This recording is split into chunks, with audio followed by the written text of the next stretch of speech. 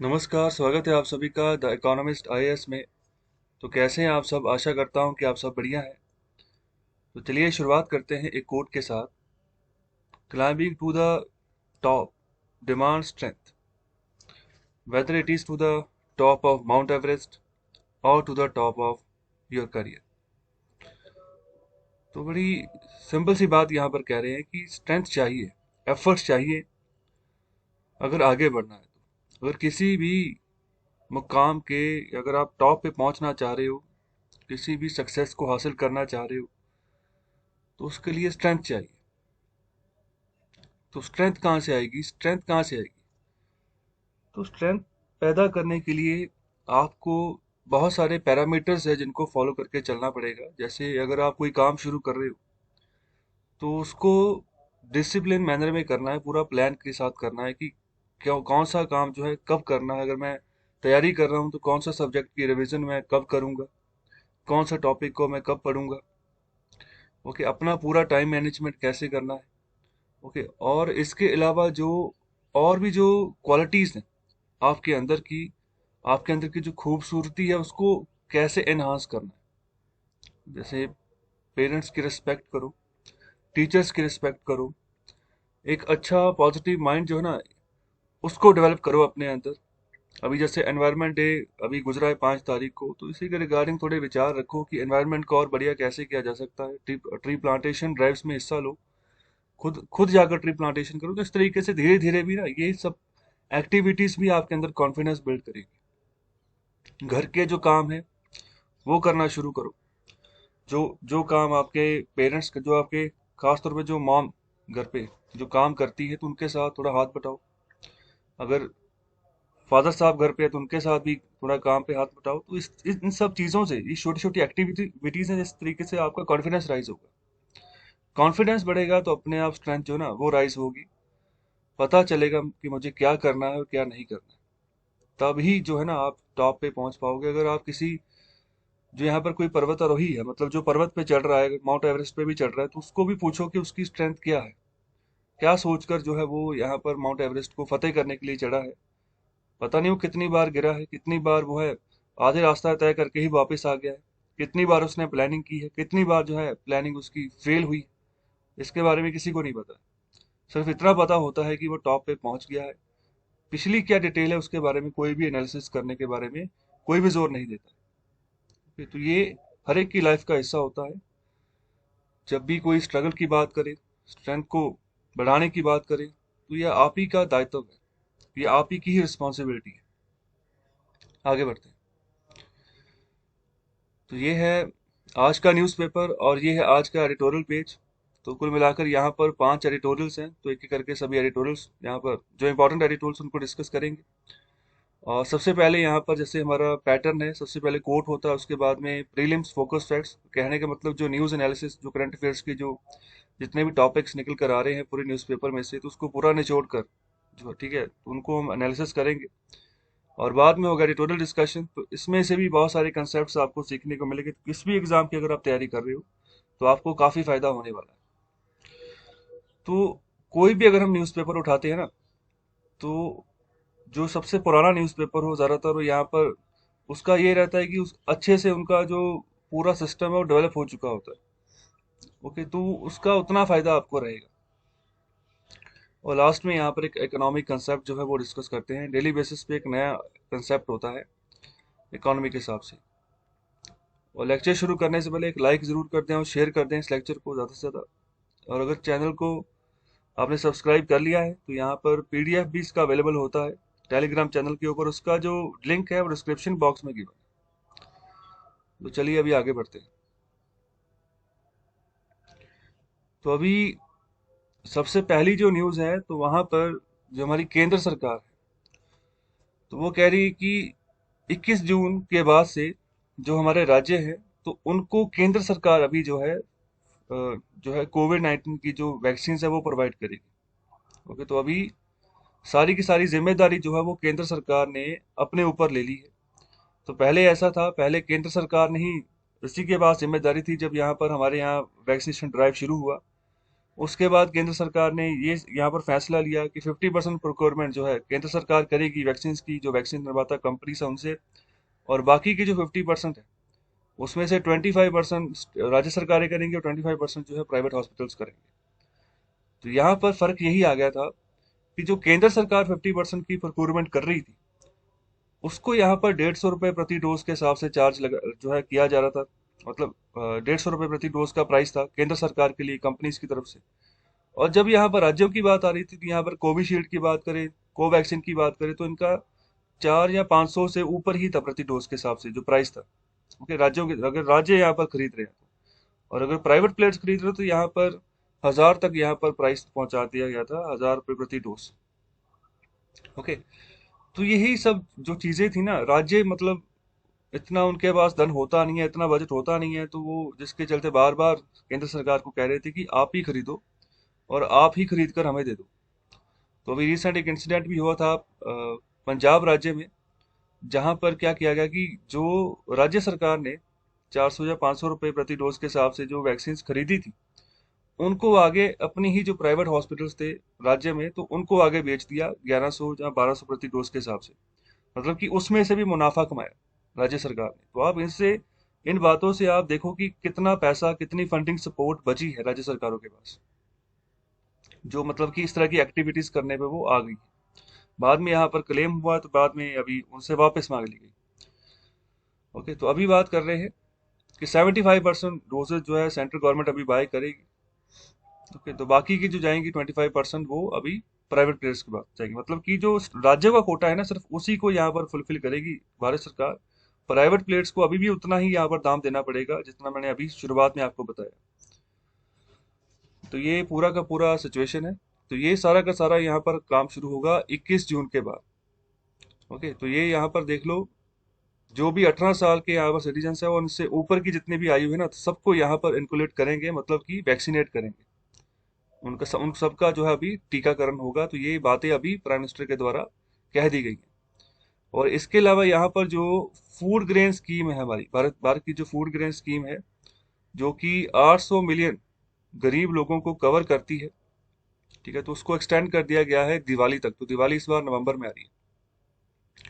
और नई पॉलिसी के तहत यहाँ पर जैसे मैंने शुरुआत में बात की कि 75% जो लोकल आउटपुट है उसको खरीदेगी केंद्र सरकार, और बाकी की 25% वो प्राइवेट प्लेयर्स के लिए जो है अलग रख दी गई है। तो प्राइवेट प्लेयर्स को वही पुराना वाला चार्ज ही लगाया जाएगा। और अभी तक बात कर रहे हैं कि करोड़ों के हिसाब से लोगों को अभी जो है फ्री वैक्सीन जो है भारत सरकार के द्वारा दे दी गई। और अभी 18 साल से जो ऊपर के उम्र के जो लोग हैं उनको भी अभी शामिल किया जाएगा। तो बहुत कुछ हुआ। जैसे अगर 1 मई की मैं बात करूँ ना, तो 1 मई से मतलब टारगेट था भारत सरकार का कि 18 साल से जिनकी ऊपर की आयु है तो उन सबको इस ड्राइव में शामिल करना, लेकिन राज्य कर ही नहीं पाए। बहुत से राज्यों ने डिले कर दिया कि हम 15 तारीख से कर लेंगे, 20 तारीख से कर लेंगे, लेकिन कर ही नहीं पाए क्योंकि वैक्सीन की सप्लाई नहीं थी। अगर वैक्सीन खरीद रही है राज्य सरकार तो महंगी पड़ रही थी। तो आगे बढ़ते हैं। तो अभी बात कर रहे हैं जो अभी वैक्सीनेशन प्रोग्राम को एक्सटेंड करना है भारत सरकार ने।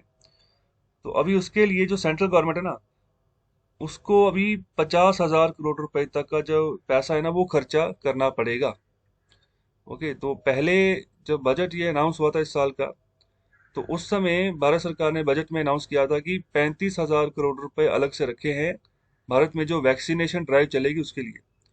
तो अभी उसी के रिगार्डिंग बात कर रहे हैं कि अभी 50,000 करोड़ तक ये पहुंच जाएगा 35,000 करोड़ से। मतलब अधिक और 15,000 करोड़ का खर्चा भारत सरकार का बढ़ जाएगा।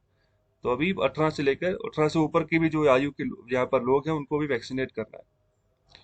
और इसके अलावा बात करें कि जो एक्सटेंशन अभी दी गई है फूड ग्रेन स्कीम के तहत, यहाँ पर वो 80 करोड़ लोगों को यहाँ पर जो है कवर करती है वो स्कीम, जिनको कि सस्ता खाना मिलता है। सस्ता खाना कहने का मतलब जैसे गेहूं और चावल हो गए, तो वो अगर गेहूं की बात करो तो 2 रुपए प्रति किलो के हिसाब से, चावल की बात करो 3 रुपए प्रति किलो के हिसाब से। ओके, तो इस तरीके से मतलब सस्ता अनाज मिलता है लोगों को। तो ये अलग अलग स्कीम्स के तहत होता है। जो हमारा नेशनल फूड सिक्योरिटी एक्ट है 2013 का, उसके अंतर्गत काफी स्कीम्स है। ओके, तो यहाँ पर उन्हीं स्कीम्स के तहत जो है इन सबको टेक केयर करके चला जाता है। तो अभी कोविड-19 के चलते सिचुएशन ज्यादा खराब थी, तो भारत सरकार ने प्रधानमंत्री गरीब कल्याण योजना निकाली। उसके तहत भी जो है राशन बांटा गया, तो वो भी बांटा जा रहा है। तो वहाँ आगे बात कर रहे हैं कि अभी नवंबर तक जो है अभी स्कीम को एक्सटेंड किया गया, तो 80 करोड़ यहाँ पर लोगों को फायदा होता है। So expected to cost another 1 lakh crore, मतलब 1 लाख करोड़ का और खर्चा आएगा अगर यहाँ पर नवंबर तक जब इसको एक्सटेंड किया गया, दिवाली तक जब एक्सटेंड करने की बात है। The additional spending of nearly 1.15 lakh crore could widen the fiscal deficit of the year. तो अभी देखो, ये जो 1.15 लाख करोड़ एडिशनल स्पेंडिंग करेगी भारत सरकार इसके आसपास की, तो देखो ये पैसा ऐसा तो है नहीं कि भारत सरकार के पास पड़ा है। तो ये क्या करती है भारत सरकार, जितना पैसा टैक्स रेवेन्यू के तौर या नॉन टैक्स रेवेन्यू के तौर पे इकट्ठा होता है भारत सरकार के पास, तो क्या फर्क होता है टैक्स रेवेन्यू और नॉन टैक्स रेवेन्यू में, कमेंट बॉक्स में आंसर करें। तो वो जितना पैसा इकट्ठा होता है, तो वो ऐसा नहीं कि सारा पैसा मतलब सफिशिएंट होता है भारत में एक एक साल के लिए सरकार चलाने के लिए अलग अलग स्कीम्स में जो पैसा देना, तो ये उधार लेते हैं मार्केट से, तो ये भी पैसा मार्केट से उधार लेकर ही लगाया जाएगा। तो जितना पैसा मार्केट से उधार लेते जाएंगे उतना हमारा फिजिकल डेफिसिट एक्सटेंड होता जाएगा, बढ़ता जाएगा। तो इन जो उधार हमने लेना है इसकी इंटरेस्ट रेट भी चुकाना है हमने, इंटरेस्ट जो भी होगा ब्याज भी देना महीने के हिसाब से। ओके, तो बाद में अगर ब्याज पूरा हो जाता है तो मूल रकम ही जो है उसको धीरे धीरे करके हमें चुकाना होता है।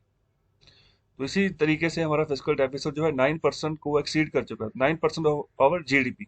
जितनी हमारी कुल जीडीपी है उतना उसका 9% निकालो तो वो हमारा फिजिकल डेफिसिट है, जो हमारा लॉस हो रहा है। ओके, तो ये पूरा का पूरा सिनेरियो। तो यहाँ पर फ्री राशन की बात कर रहे हैं इन मई जून, तो इसका खर्चा भी 26,000 करोड़ के आसपास है। ओके, तो नवंबर तक अगर करेंगे तो 1 लाख करोड़ तक का खर्चा आ जाएगा। फर्टिलाइजर सब्सिडी की बात करूँ, जो किसान फर्टिलाइजर्स को यूज करते हैं, तो जो कि उनकी उपज जो है उसकी प्रोडक्शन अच्छी खासी निकल आए, तो 21-22 का जो ये हमारा फिजिकल ईयर चल रहा है, तो इसके रिगार्डिंग बात करें कि अप्रोक्सीमेटली 80,000 करोड़ का खर्चा आएगा। तो यह सब्सिडी इतने मतलब इतने करोड़ की सब्सिडी देगी फर्टिलाइजर सब्सिडी। पिछले साल ये 65,000 करोड़ की सब्सिडी थी, तो अभी 80,000 करोड़ की हो चुकी है। तो ये सभी टैक्स पेयर का ही पैसा है जो भारत सरकार को ऐसे अलग अलग स्कीम्स के थ्रू देना पड़ता है।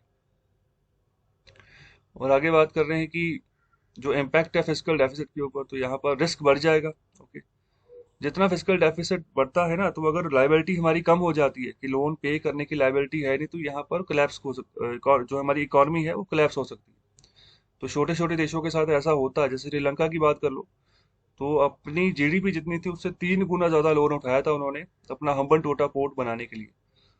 तो जिस पर्पस के लिए बनाया था वो पर्पस ही फेल हो गया। ओके, तो वो चाह रहे थे कि हम हम्बन टोटा पोर्ट में शिप्स आकर रुकेंगे जो इंडियन ओशन से गुजरेंगे, लेकिन एक दो शिप से गुजरे। तो वो चाह रहे थे किसी तरीके से, जैसे सूज कनाल में ट्रैफिक काफी रहता है तो अच्छा खासा रेवेन्यू इजिप्ट की सरकार कमाती है, तो श्रीलंका की सरकार भी यही चाह रही थी कि हम भी ऐसे लाखों डॉलर छापेंगे, लेकिन वो फेल हो गया वो प्रोजेक्ट। और भरपाई नहीं कर पाए पैसों की, तो लीज पे देना पड़ा। वो अभी 99 ईयर्स के लिए चाइना से पैसा उठाया था उन्होंने, तो चाइना को ही लीज पे दे दिया अभी। ओके, तो अभी जीडीपी के हिसाब से बात करें कि कितना स्पेंडिंग हो जाएगी, तो यहाँ पर 0.4 से 0.5 ऑफ द जीडीपी परसेंट के हिसाब से इतनी स्पेंडिंग हो जाएगी। ओके, तो गवर्नमेंट यहाँ पर कोशिश करेगी, यहाँ पर जो सेकेंड हाफ जो है फिजिकल ईयर का, कि वहाँ मतलब अच्छे से हम काम कर पाए, बेनिफिट पहुंचा पाए लोगों को। तो ये डिपेंड करेगा जो रेवेन्यू फ्लो है। Okay, impact could depend on revenue flow. जितना ज्यादा पैसा रेवेन्यू आएगा भारत सरकार के पास, उतना मतलब पर्याप्त धन रहेगा तो अच्छे से सप्लाई हो जाएगी। ओके, जो भी यहाँ पर चीज पहुंचाना चाह रही है केंद्र सरकार। और अगर आरबीआई डिविडेंड की बात करें फिजिकल ईयर 2021 की, फूड कॉर्पोरेशन पे आउट टू हेल्प, तो अभी देखो आरबीआई ने अभी भी इसी साल अपना डिविडेंड दिया 9 महीने के बाद।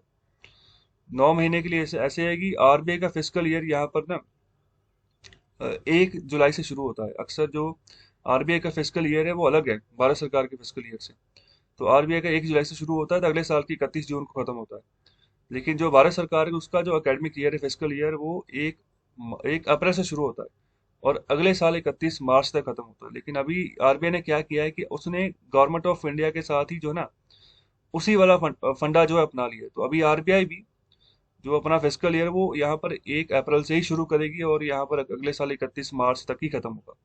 और इसीलिए जो अभी डिविडेंड आरबीआई ने अपना दिया है 1 लाख करोड़ के आसपास का, अभी एक हफ्ते पुरानी बात है, मैंने अच्छे से डिस्कस किया था तभी।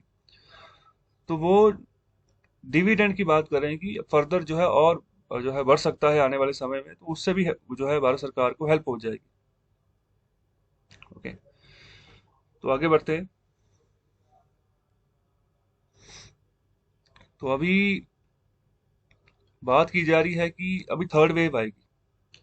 ओके, थर्ड वेव के आने के चलते ये बात कही जा रही है कि बच्चों को इम्पैक्ट होगा इसका इसका मतलब अगर थर्ड वेव आती है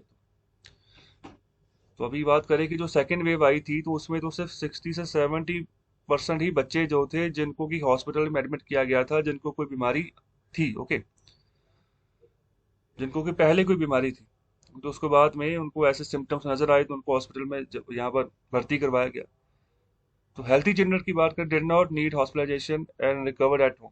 तो अगर अच्छा सेहतमंद बच्चा है तो उसको हॉस्पिटल भेजने की जरूरत नहीं है, घर पे ही वो रिकवर हो जाएगा, क्योंकि बच्चों की इम्यूनिटी ज्यादातर स्ट्रांग होती है और जो यंग लोग हैं उनकी भी ज्यादातर स्ट्रांग होती है। लेकिन ये जो सेकंड वेव आई थी ना, ये मतलब अच्छे अच्छे जो यंग बच्चे भी थे उनकी भी मृत्यु होगी। जो मतलब जो अडल्ट हो गए जिनकी 18 से थोड़ी सी उम्र ज्यादा बड़ी है, ओके, यहाँ फिर 18 20 या फिर 25 से यहाँ पर 30 के बीच में जिनकी आयु है, तो काफी बुरा इम्पैक्ट पड़ा। तो फेफड़ों को ही यहाँ पर जो है फेल कर दिया गया इस सेकंड वेव के द्वारा, इतनी घातक ये वेव थी। तो अभी भी खतरा है, अगर आगे म्यूटेशन बढ़ता है तो थर्ड वेव में और यहाँ पर डिफिकल्टी हो सकती है। ये जो यहाँ पर एक्सपर्ट है हमारे, यहाँ पर ये बात कह रहे हैं कि ऐसा नहीं है कि थर्ड जो है थर्ड वेव के चलते बच्चों के ऊपर इम्पैक्ट पड़ेगा, तो उसका कोई साइंटिफिक प्रूफ हमारे पास नहीं है। Okay? कोई एविडेंस नहीं है, कोई डाटा नहीं है, ना इंडिया लेवल पे ना ग्लोबल लेवल पर कि कोई ऐसी वेव कहीं पर आई है जिसके चलते सीरियस इन्फेक्शन बच्चों को हो जाए। तो ऐसा कोई एविडेंस है नहीं अभी। तो ये सिर्फ एक तरीके से मिस इन्फॉर्मेशन है जो फैलाई जा रही है, जो बच्चों को बुरी तरीके से इम्पैक्ट करेगी। तो ये बात कही जा रही है। और अभी बात करते हैं ऑर्फेंड बच्चों की, जो बच्चे यतीम हो चुके हैं। ओके, तो यहाँ पर जहाँ तो एक पेरेंट जो है उनकी मृत्यु हो गई कोविड के चलते, अभी सेकेंड वेव जब आई, और यहाँ तो दोनों पेरेंट्स चले गए, तो बच्चे अभी यतीम हो चुके हैं, अनाथ हो चुके हैं। तो अभी जो हमारा एनसीपीसीआर है, okay, national commission for child rights है, तो अभी वो क्या कह रहा है, उसने जो अभी गिनती दी है सुप्रीम कोर्ट को, तो उसमें कह रहा है कि 30,000 के आसपास के, 30,000 से भी ज्यादा यहाँ पर बच्चे हैं जो यतीम हो चुके हैं। तो यहाँ तो एक यहाँ पर पेरेंट खो दिया, यहाँ पर दोनों चले गए एक ही साल में। ओके, तो ये पूरा फिजिकल ईयर 2020-21 लगा लो। तो ये एक एफिडेविट इन्होंने दिया है एनसीपीसीआर ने सुप्रीम कोर्ट को। तो उसमें यहाँ पर ये फिगर, यहाँ पर एग्जैक्टली जो फिगर है वो 30,071 है। ओके, तो यहाँ पर 26,176 बच्चे ऐसे हैं जिनका कोई एक पेरेंट चला गया, और यहाँ पर 3621 ऐसे यहाँ पर ऐसे हैं जो यतीम हो चुके हैं, मतलब दोनों पेरेंट्स चले गए। ओके, तो ये सिचुएशन यहाँ पर है। और यहाँ पर 274 बच्चे यहाँ पर ऐसे हैं जो पूरी तरीके से अबेंडेंट है। तो अबेंडेंट कहने का मतलब कि अभी कोई उनको रख नहीं रहा है। ओके, तो जैसे कोई फैमिली मेंबर भी है, ओके, तो पेरेंट्स के अलावा तो कोई उनको सपोर्ट नहीं कर रहा है। तो ये डाटा जो अभी दिया गया है ये है 1 अप्रैल 2020 से लेकर, तो पूरा ये फिजिकल ईयर की ही बात कर रहे हैं। तो अभी तक जो 5 जून 2021 तक का ये डाटा है, जिसमें इतने बच्चे ये कवर करके बता रहे हैं कि यतीम हो चुके हैं, या इनके इतने के यहाँ पर जो एक पेरेंट डेथ उनकी डेथ हो चुकी है। तो एनसीपीसीआर यहाँ पर क्या बात कर रही है कि डेथ जो हुई है पेरेंट्स की could be due to other causes too. जरूरी नहीं कि यहाँ पर कोविड-19 के चलते ही हुई है, और भी कारण हो सकते हैं, और भी कोई बीमारियां हो सकती हैं, मिक्स है पूरा, लेकिन ज्यादा कोविड-19 के ही चांसेस है। और ये अभी रैंकिंग बता रहे हैं कि कौन से राज्य में कितने कितने यहाँ पर जो है ना बच्चे यतीम हुए। तो ये देखो, सबसे टॉप पर मध्य प्रदेश की रैंकिंग है, 706 बच्चे यतीम हो चुके हैं। तो यहाँ पर बात करें कि सभी राज्यों में से अगर बात करें तो हाईएस्ट जो रिपोर्ट हुई है तो यहाँ पर वो मध्य प्रदेश में ही हुई है। ओके, तो यहाँ पर 706 बच्चे जो है वो यतीम हो गए। उसके बाद इसके अलावा दूसरे नंबर पर यहाँ पर बात करें राजस्थान है, तीसरे नंबर पर उत्तर प्रदेश है। हालांकि देखो, उत्तर प्रदेश की आबादी, यहाँ पर सबसे बड़ा आबादी वाला राज्य उत्तर प्रदेश ही है, जिसकी आबादी 24 करोड़ के आसपास हो चुकी है। लेकिन फिर भी वो तीसरे पायदान पर है, 383 मतलब ऐसे बच्चे यतीम वहां पर हुए हैं। बिहार में 308 है, उड़ीसा में 241 है। ओके, और आगे यहाँ पर बात कर रही है कि ऐसे राज्य जहां पर कि एक यहाँ पर पेरेंट बचा है किसी बच्चे का, तो अभी उसके उसका डाटा यहाँ पर दिया जा रहा है। तो उसमें बात कर रहे हैं कि जो महाराष्ट्र है वो टॉप पर है। यहाँ पर 7,000 के करीब के जो है यहाँ पर केसेस है। फिर उत्तर प्रदेश है, फिर यहाँ पर आंध्र प्रदेश, फिर राजस्थान, फिर बिहार। ओके, तो जिनका कोई एक पेरेंट बचा है तो ये उनका डाटा है। और अभी केरला की बात कर रहे हैं तो केरला में 65 यहाँ पर ऑर्फन्स हैं और 1931 ऐसे बच्चे हैं जिनका सिंगल पेरेंट है। तो देखो केरला जो है ना, जब भी राज्यों की बात आती तो ये सबसे एक तरीके से कह सकते हो कि इसकी बड़ी बढ़िया इमेज बनी हुई है। तो है मतलब फैक्ट्स हैं इनका। अगर सेक्स रेशियो की बात करूँ तो लड़कियों की जनसंख्या ज्यादा है लड़कों के मुकाबले में। और अगर लिटरेसी रेट की बात कर लो तो वो 96% से ऊपर चली गई है। ओके, तो जब बाकी राज्यों की 60% के आसपास एवरेज लिटरेसी रेट हुआ करता था, उस समय ये 90 से अबव होता था, 90 के आसपास होता था। तो अभी तो 96 से अबव हो गया ये। ओके, और अभी जो कोविड 19 मैनेजमेंट जो अभी देखी गई है तो उसमें भी इसका मॉडल जो है ना केरला का, तो काफी इसको सराहा गया है। ओके, तो केरला मॉडल के बारे में भी आप लिख सकते हो। तो यहाँ पर कोर्ट के यहाँ पर क्या कह रहा है, तो सुप्रीम कोर्ट, तो यहाँ पर बात की जा रही है, the court found problems in data given by Tamil Nadu, west Bengal and Delhi. Okay, तो यहाँ पर इन तीनों राज्यों के जो यहाँ पर डाटा दिया गया उसमें थोड़ी प्रॉब्लम्स पाई गई हैं, थोड़ा सा डाउट पाया गया है। और यहाँ पर तमिलनाडु जो बात कह रहा है तो वो कह रहा है कि हमारे राज्य में सिर्फ 45 ऑर्फन्स निकले हैं और यहाँ पर 757 यहाँ पर बच्चे ऐसे निकले हैं जो मतलब जिनका एक पेरेंट चला गया। ओके, तो आगे बंगाल क्या बात कर रहा है, बंगाल कह रहा है कि सिर्फ हमारे यहाँ पर 3 और 5 की ही गिनती है इसके रिगार्डिंग। और दिल्ली भी यही बात कर रहा है। और वेस्ट बंगाल यहाँ पर 3 की बात कर रहा है और दिल्ली 5 की बात कर रहा है कि हमारे यहाँ पर सिर्फ इतने ही बच्चे यतीम हैं। तो इसी के रिगार्डिंग यहाँ पर क्वेश्चन मार्क है इनके डाटा के ऊपर। ओके, तो ये पूरा सिचुएशन यहाँ पर दी गई है। तो ये सारी बात जो कही गई है वो एनसीपीसीआर के जो चेयरमैन है, नाम याद रखिएगा इनका, तो प्रियंक कानूनगो। ओके, तो ये नाम याद रखिएगा, इंपॉर्टेंट है। तो चलिए आगे बढ़ते हैं। तो यहाँ पर बात कर रहे हैं अभी एफबीआई की। Okay, federal bureau of investigation, तो ये यूएसए की एजेंसी इसको बोलते हैं एफबीआई। जैसे हमारे यहाँ पर सेंट्रल ब्यूरो ऑफ इन्वेस्टिगेशन है। तो यहाँ पर 800 लोगों को अरेस्ट किया है इन ग्लोबल एफबीआई स्टिंग। यहाँ पर पूरे विश्व भर में जो स्टिंग किया गया उसके चलते जो यहाँ पर ऑर्गेनाइज क्राइम करते थे लोग।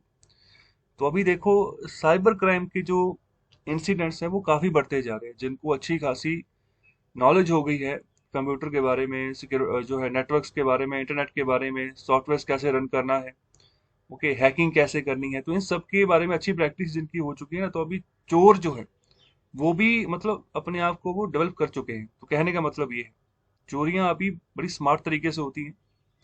तो अगर आप अपना कार्ड यूज कर रहे हो तो कार्ड से भी यहाँ पर जो है पैसे निकालने के लिए एटीएम मशीन में भी काफी जुगाड़ उन्होंने किए होते हैं लोगों ने। तो अभी बात करेंगे पुलिस के द्वारा 800 लोगों को पूरी दुनिया में यहाँ पर पकड़ा गया है, अलग अलग देशों में पकड़ा गया है। ओके, तो यहाँ पर एक बहुत बड़े पैमाने पर स्टिंग ऑपरेशन यहाँ पर किया गया था। तो यहाँ पर जो लोग क्या करते थे, यहाँ पर फोन्स को एनक्रिप्ट करके, ओके, तो यहाँ पर डाटा चोरी करके उसी हिसाब से चोरियां करते थे। तो ये यहाँ पर सारा काम जो किया गया है वो किया गया है यहाँ पर एफबीआई का, तो सीक्रेटली प्लान ये मिशन था इनका। ओके, तो यहाँ पर जो लॉ एनफोर्समेंट एजेंसीज थी अलग अलग देशों की, सब ने यहाँ पर मिलकर काम किया है और ये 800 लोगों को पकड़ा है जो हर एक देश में किसी ना किसी तरीके से नुकसान पहुंचा रहे थे। ओके, तो यहाँ पर ऑफिसर्स जो यहाँ पर अपने फोन्स के थ्रू जो यहाँ पर मैसेज एनक्रिप्ट कर रहे थे, तो यहाँ पर वो आसानी से पढ़ पा रहे थे कि यहाँ पर जो पूरे विश्व भर की जो अंडरवर्ल्ड फिगर्स हैं, यहाँ पर 100 के आसपास के देशों की बात कर रहे हैं, तो पूरा पढ़ पा रहे थे कि क्या बातचीत आपस में हो रही है, तो कहाँ पर ये ड्रग डील कर रहे हैं, कहाँ पर ये हथियार ट्रांसफर कर रहे हैं। ओके, तो यहाँ पर गैंगलैंड मतलब कि जो आपस में गैंग्स का टकराव होता है। ओके, तो यहाँ पर इन सब मुद्दों के ऊपर सारी जानकारी यहाँ पर जो ये ऑफिसर्स थे एफबीआई के, इनको हो रही थी, क्योंकि इन्होंने ही भी यहाँ पर उनके मोबाइल फोन के साथ पूरा इंक्रिप्शन कर लिया था। ओके, तो मतलब आपस में लिंक अप कर लिया था, पूरी एक्टिविटीज का जो है उसके बारे में इनको पता चलता जा रहा था। और आगे बात करें यहाँ पर जो एनॉर्म डिवाइसेस होते हैं तो उसके यहाँ पर रिगार्डिंग बात की जा रही, तो ज्यादातर जो क्रिमिनल्स होते हैं तो इन्हीं यहाँ पर जो सॉफ्टवेयर होता है कि यहाँ पर एनॉर्म जो है नाम का, तो उसको ही यूज करते हैं ज्यादातर जो आपस में जितनी भी डीलिंग करते हैं। ओके, तो ये मतलब बाकी के फंक्शन जो है ना वो उसको बंद कर देता है मोबाइल फोन में जो बाकी के फंक्शंस होते हैं, जिसके चलते आपस में डील करना आसान रहता है। तो ये इसके ऊपर पर्टिकुलर से एफबीआई का फोकस था। ओके, तो इनके चलते अगर कोई भी डील होती तो उनको पता चल जाता, तो ये मैसेजेस पढ़ लेते। तो एफबीआई के द्वारा ही इसको बनाया गया था, लेकिन क्रिमिनल जो है ज्यादातर अपनी एक्टिविटीज इसी के थ्रू करते हैं। ओके, तो अभी एविडेंस यहाँ पर मिले थे, तो यहाँ पर एक ऑपरेशन चलाया गया जिसका नाम है यहाँ पर ऑपरेशन ट्रोजन शील्ड। ओके, तो अभी एविडेंस पाए गए from operation Trojan shield prevented around 100 murders and foiled several large scale drug shipments. तो एफबीआई के द्वारा ये बात की गई है कि जो यहाँ पर इन्होंने अगला अपना अलग से ऑपरेशन चलाया था, नाम याद रखिएगा इसका, तो उसके चलते 100 के ऊपर जो मर्डर्स हैं, तो यहाँ पर जो है उसको बचाते हुए यहाँ पर आगे बढ़े हैं और यहाँ पर उनको पकड़ा है। और साथ ही साथ यहाँ पर जो यूरोपियन पुलिस की जो एजेंसी है जिसको यूरोपोल बोलते हैं, और भी जो देश है उन्होंने साथ में मिलकर भी मतलब काम किया। तो यहाँ पर ऑस्ट्रेलिया ने भी यहाँ पर जो अपना पार्टिसिपेशन दिखाया, तो ऑस्ट्रेलिया की भी यहाँ पर एक फेडरल पुलिस होती है।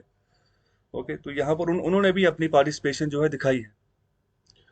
और यूरोपोल की बात कर रहे हैं कि वो कह रहे हैं कि police from a total of 16 countries launch raids on the basis of evidence from the phones around 12,000 of which were distributed worldwide. तो यहाँ पर 12,000 के आसपास यहाँ पर ऐसे मोबाइल फोन, ऐसे अनआर्म्ड डिवाइसेस जिसको हम कह रहे हैं, जहाँ पर ये सॉफ्टवेयर इनबिल्ट था, तो ऐसे बांटे गए थे जिसके चलते मतलब कि पता चलता गया।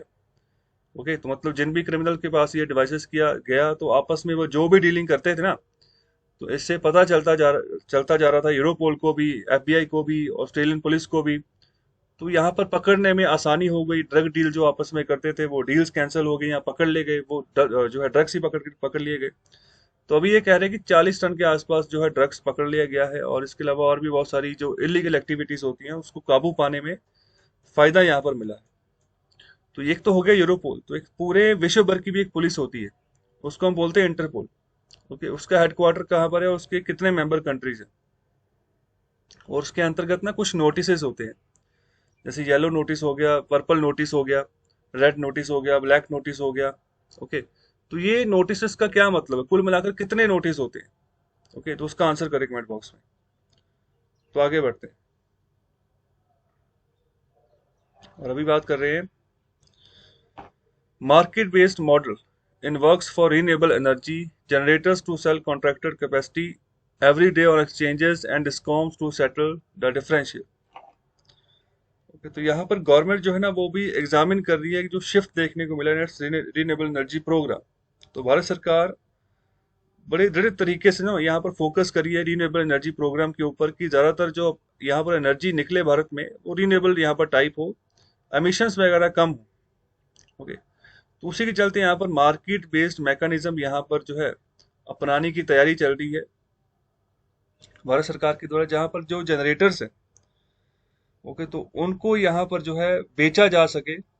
यहाँ पर जो भी कॉन्ट्रैक्टेड कैपेसिटी हो एवरी डे के हिसाब से, जो यहाँ पर पावर एक्सचेंज भारत सरकार के द्वारा अलग से बनाई, जैसे स्टॉक एक्सचेंज होता है ना, स्टॉक एक्सचेंज में कैपिटल मार्केट में अलग अलग कंपनीज आती हैं, पैसा उठाती हैं, मुनाफा बनाती हैं, जो फिर जो डिविडेंड होता है उसको फिर अपने इन्वेस्टर्स में बांटती हैं। तो बिल्कुल इसी तरीके से पावर एक्सचेंज का भी निर्माण किया हुआ है भारत सरकार के द्वारा, तो वहां पर भी पावर एक्सचेंज होगी। ओके, तो यहाँ पर उसके अंतर्गत जो भी यहाँ पर और चीजें आती तो उनके उनके रिगार्डिंग ट्रेड होता है।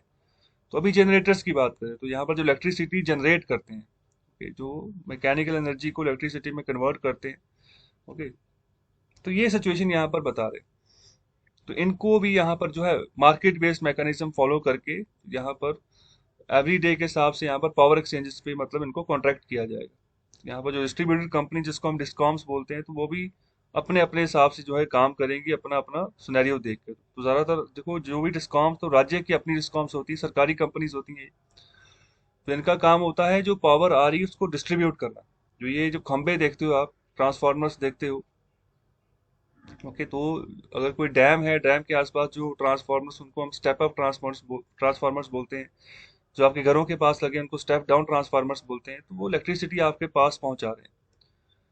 Okay, तो ये सभी डिस्ट्रीब्यूशन कंपनीज का काम है जो सरकारी होती है ज्यादातर। Okay, तो बाकी आगे जो इलेक्ट्रिसिटी परचेज की जाती है, अगर दिल्ली जैसे शहर की बात करें, जितने भी बड़े शहरों की बात करें, तो ज्यादातर प्राइवेट कंपनीज हैं, ओके, जो इलेक्ट्रिसिटी जनरेट कर रही है। ओके, तो आगे यहाँ पर बात करें कि फ्यूचर जो रिन्यूएबल बिड्स हैं, तो यहाँ पर प्रपोज की जा रही है ऑन रिन्यूएबल कॉन्ट्रैक्ट्स मैकेनिज्म। तो इस तरीके का ये मैकेनिज्म जो है ना, कॉन्ट्रैक्ट यहाँ पर बनाने का मार्केट बेस्ड यहाँ इंस्ट्रूमेंट जो है यूज किया जाएगा। तो जो कि जिसको पूरे विश्व भर में भी अच्छे तरीके से इसी मैकेनिज्म को फॉलो करके चला जा रहा है। और आगे बात करें, while the existing renewable contracts will have an option to shift, तो यहाँ पर उनके पास ऑप्शन है कि मार्केट बेस्ड मैकेनिज्म में वो शिफ्ट कर जाएं, जो अभी के लिए जो यहाँ पर इनके कॉन्ट्रैक्ट चल रहे हैं। तो भाई प्रपोजल के हिसाब से बात कर रहे हैं, selected developers in an auction will start selling renewable energy on a day ahead markets of power exchange to recover market price. तो अभी देखो, जैसे शेयर की बात करते हैं ना, कोई कंपनी अपना शेयर इशू करती है कैपिटल मार्केट में, तो प्राइस में वेरिएशन आता रहता है। कभी शेयर का प्राइस बढ़ गया, कभी कम हो गया, वो डिमांड के ऊपर होता है कि कितनी उस पर्टिकुलर कंपनी के पास जो स्टॉक है उसका क्या डिमांड है मार्केट में, क्या सिनेरियो बनता जा रहा है। जितना यहाँ पर बढ़िया परफॉर्मेंस रहती है कंपनी की, तो उतनी ज़्यादा डिमांड उनके स्टॉक्स की हो जाती है, शेयर की हो जाती है, तो वैल्यू बढ़ जाती है शेयर की। तो प्राइस फ्लक्चुएट करता रहता है। जैसे आप मंडी में सामान लेने जाते हो, ओके, सुबह सुबह मंडियां भर जाती हैं, ओके, 3-4 बजे यहाँ पर जो फार्मर्स होते हैं अपना सामान लेकर पहुंच जाते हैं। ओके, तो वहां पर भी क्या होता है कि हर दिन एक जैसा प्राइस नहीं होता।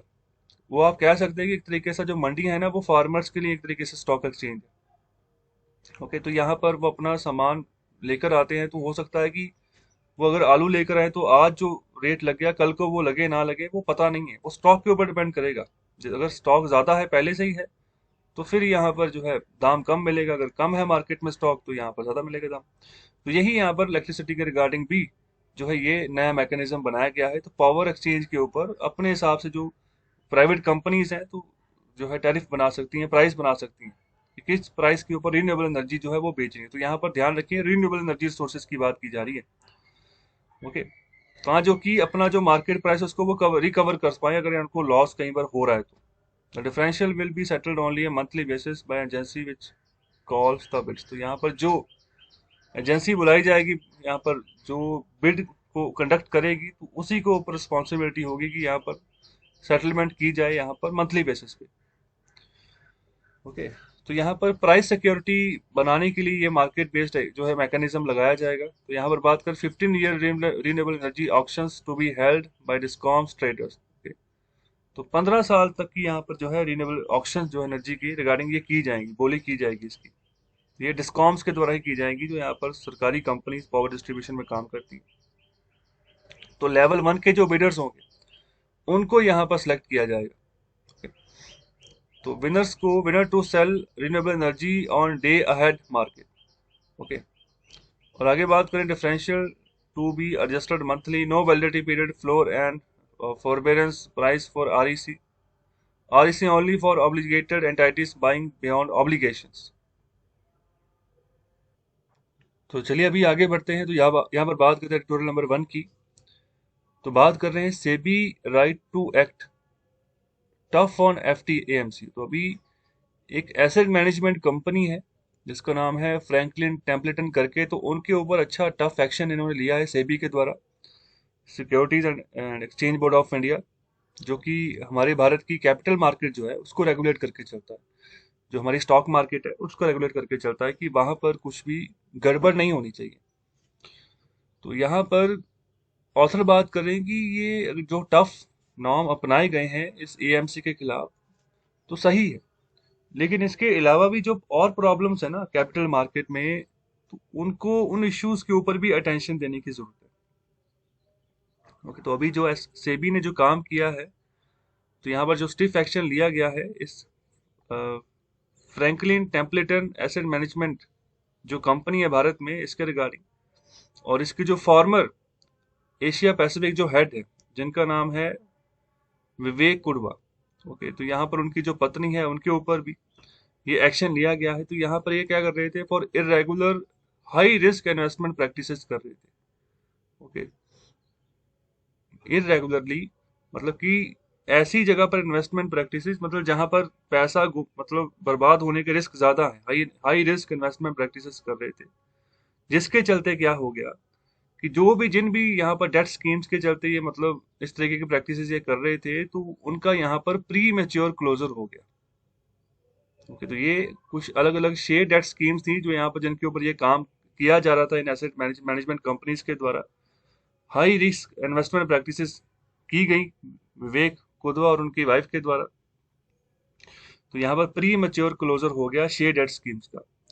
प्री मेच्योर क्लोजर मतलब कि जो यहाँ पर मेच्योरिटी डेट तय की गई थी कि अगर यहाँ पर कुछ एग्रीमेंट हुआ है, ओके, तो कुछ एसेट मैनेजमेंट कंपनी ने यहाँ पर जो कुछ अलग अलग कंपनी है जिसके कोई एसेट्स को मैनेज करके चलना है, ओके, तो वहां पर ये खुद से भी इन्वेस्टमेंट करते हैं उस पर्टिकुलर, फिर बाद में जो जिस भी एसेट्स को यहाँ पर मैनेज करके चलना हो, तो वहां पर बहुत बड़े पैमाने पर जो है रिस्क लिया गया और यहाँ पर प्री मेच्योर क्लोजर हो गया। तो वो जो एक डेट रखी थी उससे पहले ही यहाँ पर वो स्कीम बंद हो गई। ओके, तो ये सिनेरियो यहाँ पर बन गया। ओके, तो अभी आगे यहाँ पर बात करें, एक तो ये बंद हो गया, दूसरा यहाँ पर क्या है कि in the case of individuals for benefiting from non public information. तो यहाँ पर देखो ज्यादातर क्या होता है, जो भी कंपनी स्टॉक मार्केट में लिस्टेड होती है, तो यहाँ पर बहुत तरीके की इंफॉर्मेशन होती है जो कि पब्लिक को नहीं बताई जाती। ओके, तो इसको यहाँ पर बात करें नॉन पब्लिक इंफॉर्मेशन। ओके, तो यहाँ पर जो नॉन पब्लिक इंफॉर्मेशन है, तो उसी से यहाँ पर फायदा उठाते हुए तो इनको पूरी कंपनी के बारे में पता रहता है कि कंपनी का परफॉर्मेंस क्या रहेगा, स्ट्रक्चर क्या रहेगा। ओके, तो यहाँ पर कई बार ना अंधेरे में रखा जाता है इन्वेस्टर्स को कि हमारी कंपनी बहुत बढ़िया तरीके से काम कर रही है, उसमें किसी तरह की कोई मतलब खराबी नहीं, कोई दिवालियापन नहीं, अच्छे से ग्रो कर रही है, तो आप इन्वेस्ट करें। ओके, तो ऐसी जो कंपनी रिलेटेड इन्फॉर्मेशन कई बार पास नहीं की जाती। ओके, तो ये ऐसी प्रैक्टिसेस होती हैं जिनको सेबी जो है ना रोकने के लिए पूरी कोशिश करता है। तो यहाँ पर तो जो वर्किंग ट्रेडिंग आवर्स होते हैं, जो व्यापार के जो आवर्स होते हैं ना, तो उसमें तो यहाँ पर जो कॉल भी करते हैं तो उसको भी रिकॉर्ड करने के लिए यहाँ पर जो है फरमान जारी किया जा चुका है सेबी के द्वारा कि वो रिकॉर्ड होगी कि आप किस पर्पज के लिए काम कर रहे हो, क्या आपकी जो है डीलिंग हुई है, तो ट्रेड के थ्रू जो भी कोई आपने बात की, क्या बात की, कौन सी कहीं कोई इंफॉर्मेशन जो है उसको लीक तो नहीं कर दिया। ओके, तो ऐसा कुछ तो नहीं हुआ। तो यहाँ पर कोई ऐसी इंफॉर्मेशन जिसको लीक करके या फिर जहाँ जिसको पता है तो सिर्फ वही बंदा बेनिफिट उठा रहा है, तो बाकी बाकी को यहाँ पर एक साइड पे कर दिया गया। तो ये सभी सिचुएशन देखी जाती है। ओके, तो यहाँ पर इसी के चलते यहाँ पर बात कर रहे हैं कि हुआ क्या कि यहाँ पर जो नॉन पब्लिक इंफॉर्मेशन से यहाँ पर जो है बेनिफिट उठाते हुए, तो यहाँ पर ज्यादातर जो स्कीम्स में लोगों ने पैसा लगाया हुआ था, वो धीरे धीरे यहाँ पर स्कीम से पैसा ही बाहर निकाल लिया उन्होंने, और जिसके चलते मुझे जो स्कीम्स थी अलग अलग, मतलब ये बंद हो गई। फिर तो अगर पैसा ही नहीं होगा तो फिर किस, यहाँ पर कोई भी अगर नई स्कीम कोई कंपनी लेकर आई है या फिर कोई नया प्लान लेकर आई है, तो कैसे आगे बढ़ेगा जब पैसा लगाने के बाद जो है लोग अपना पैसा ही बाहर निकाल लेंगे। फिर ये सिचुएशन यहाँ पर बन गई।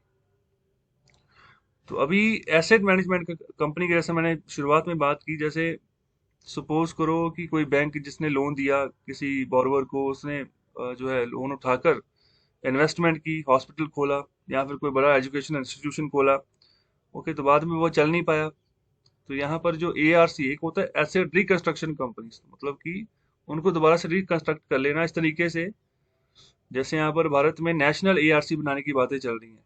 नेशनल एआरसी, या फिर इसको आप बैड बैंक भी बोल सकते हो कि अगर कोई कंपनी दिवालिया हो गई तो उसको उसको सही करना है, क्योंकि बैंकों का पैसा तो यहाँ पर डूबने वाला ही है ना। फिर अगर कोई कंपनी दिवालिया हो जाती है तो वो कैसे वापस लोन उठाएगा, तो इसी के चलते यहाँ पर बैड लोन की सुविधा, एक प्रपोजल लाया गया है कि ऐसे जो भी लोन होंगे जो एनपीए बन चुके हैं, तो वो बैंक जो है उस बैड बैंक को दे देंगे, बेच देंगे।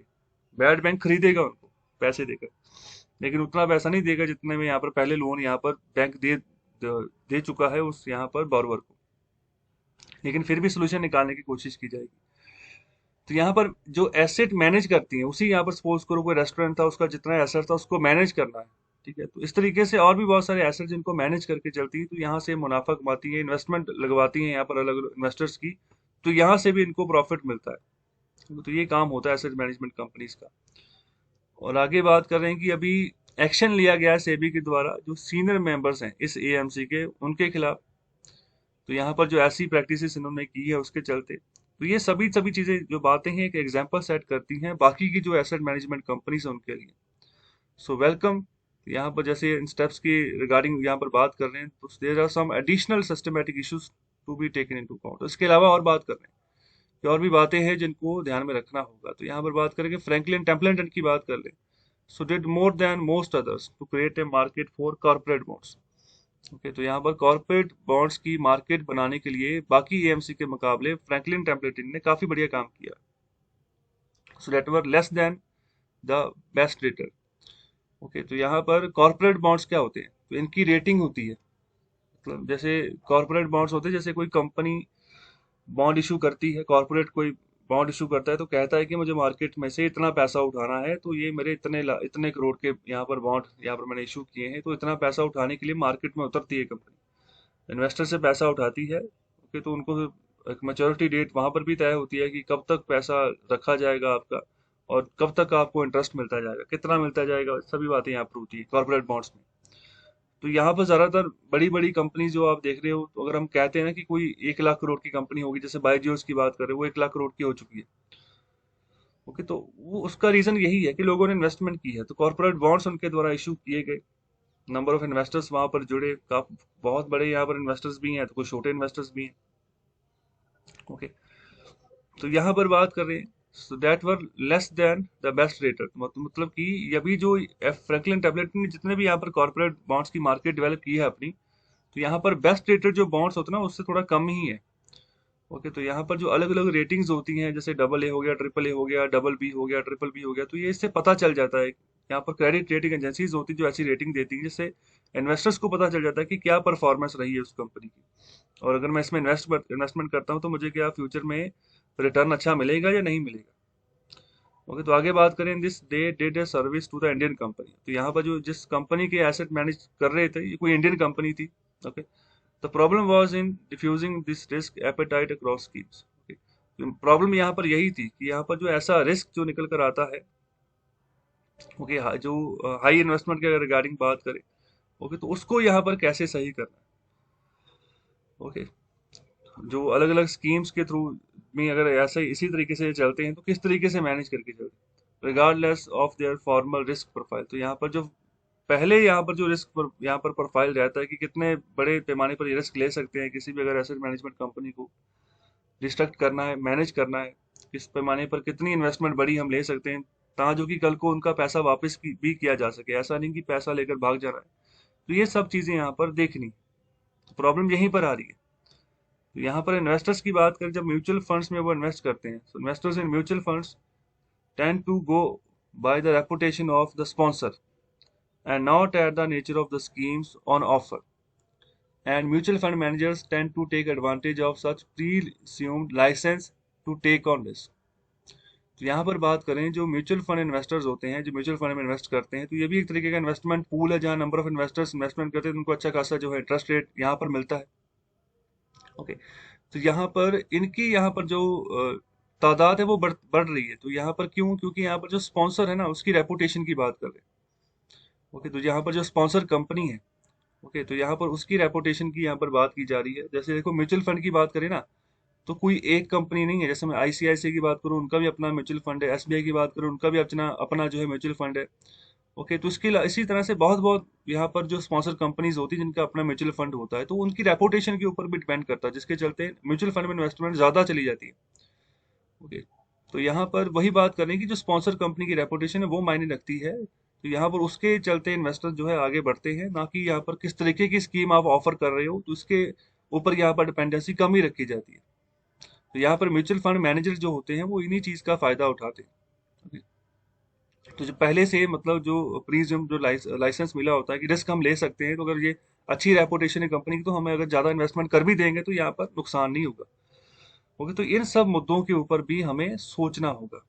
तो ये बात यहाँ पर की जा रही है ऑथर के द्वारा।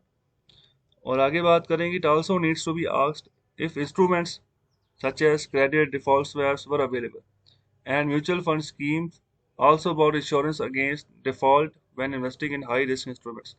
तो कह रहे हैं कि अगर म्यूचुअल फंड स्कीम की भी बात करें, तो यहाँ पर हाई रिस्क इंस्ट्रूमेंट में अगर इन्वेस्टमेंट किया जा रहा है, रिस्क मतलब कि दिवालिया हो सकते हो आप, अगर आपने आपकी इन्वेस्टमेंट जीरो भी हो सकती है, तो यहाँ पर भी कह रहे हैं कि एक इंश्योरेंस जो है ना वो प्रोवाइड की जाए। अगर दिवालिया होने के चांसेस हैं यहाँ पर, जो म्यूचुअल फंड स्कीम्स के तहत भी, यहाँ पर अगर क्रेडिट डिफॉल्ट स्वैप्स की बात करें, तो दिवालिया हो गया, तो वहां पर भी जो है इंश्योरेंस का जुगाड़ किया जाए, कि मतलब उनको कुछ ना कुछ बेनिफिट जरूर मिले, जो यहाँ पर हाई रिस्क इंस्ट्रूमेंट्स में इन्वेस्टमेंट कर रहे हैं।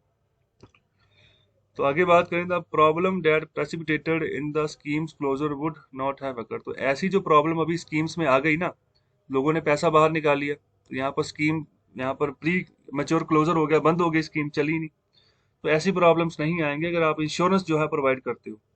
तो इंश्योरेंस अगर प्रोवाइड होगी तो लोग सोचेंगे कि अगर चलो मैंने इतने बड़े रिस्क के ऊपर अगर इन्वेस्टमेंट कर भी दी है तो कोई नहीं, मुझे इंश्योरेंस मेरे पास है तो कोई नहीं, इन्वेस्टमेंट चलते रहे। ऐसी स्कीम्स बंद नहीं होगी पहले से, यहाँ पर ये बात कह रहे हैं। तो बात करें इधर रिस्पॉन्सिबिलिटी है ना, जो अगर फंक्शनल मार्केट क्रिएट करनी है for credit default, okay, so default swaps lies with RBI, SEBI and the government, not with mutual fund. तो यहाँ पर रिस्पॉन्सिबिलिटी भारत सरकार की है, आरबीआई की है और सेबी की है। तीनों अलग अलग संस्थाएं हैं, इन तीनों की रिस्पॉन्सिबिलिटी है कि यहाँ पर अच्छी फंक्शनल मार्केट यहाँ पर जो है क्रेडिट डिफॉल्ट के रिगार्डिंग जो है आप डेवलप करें। तो ये म्यूचुअल फंड की यहाँ पर रिस्पॉन्सिबिलिटी नहीं है।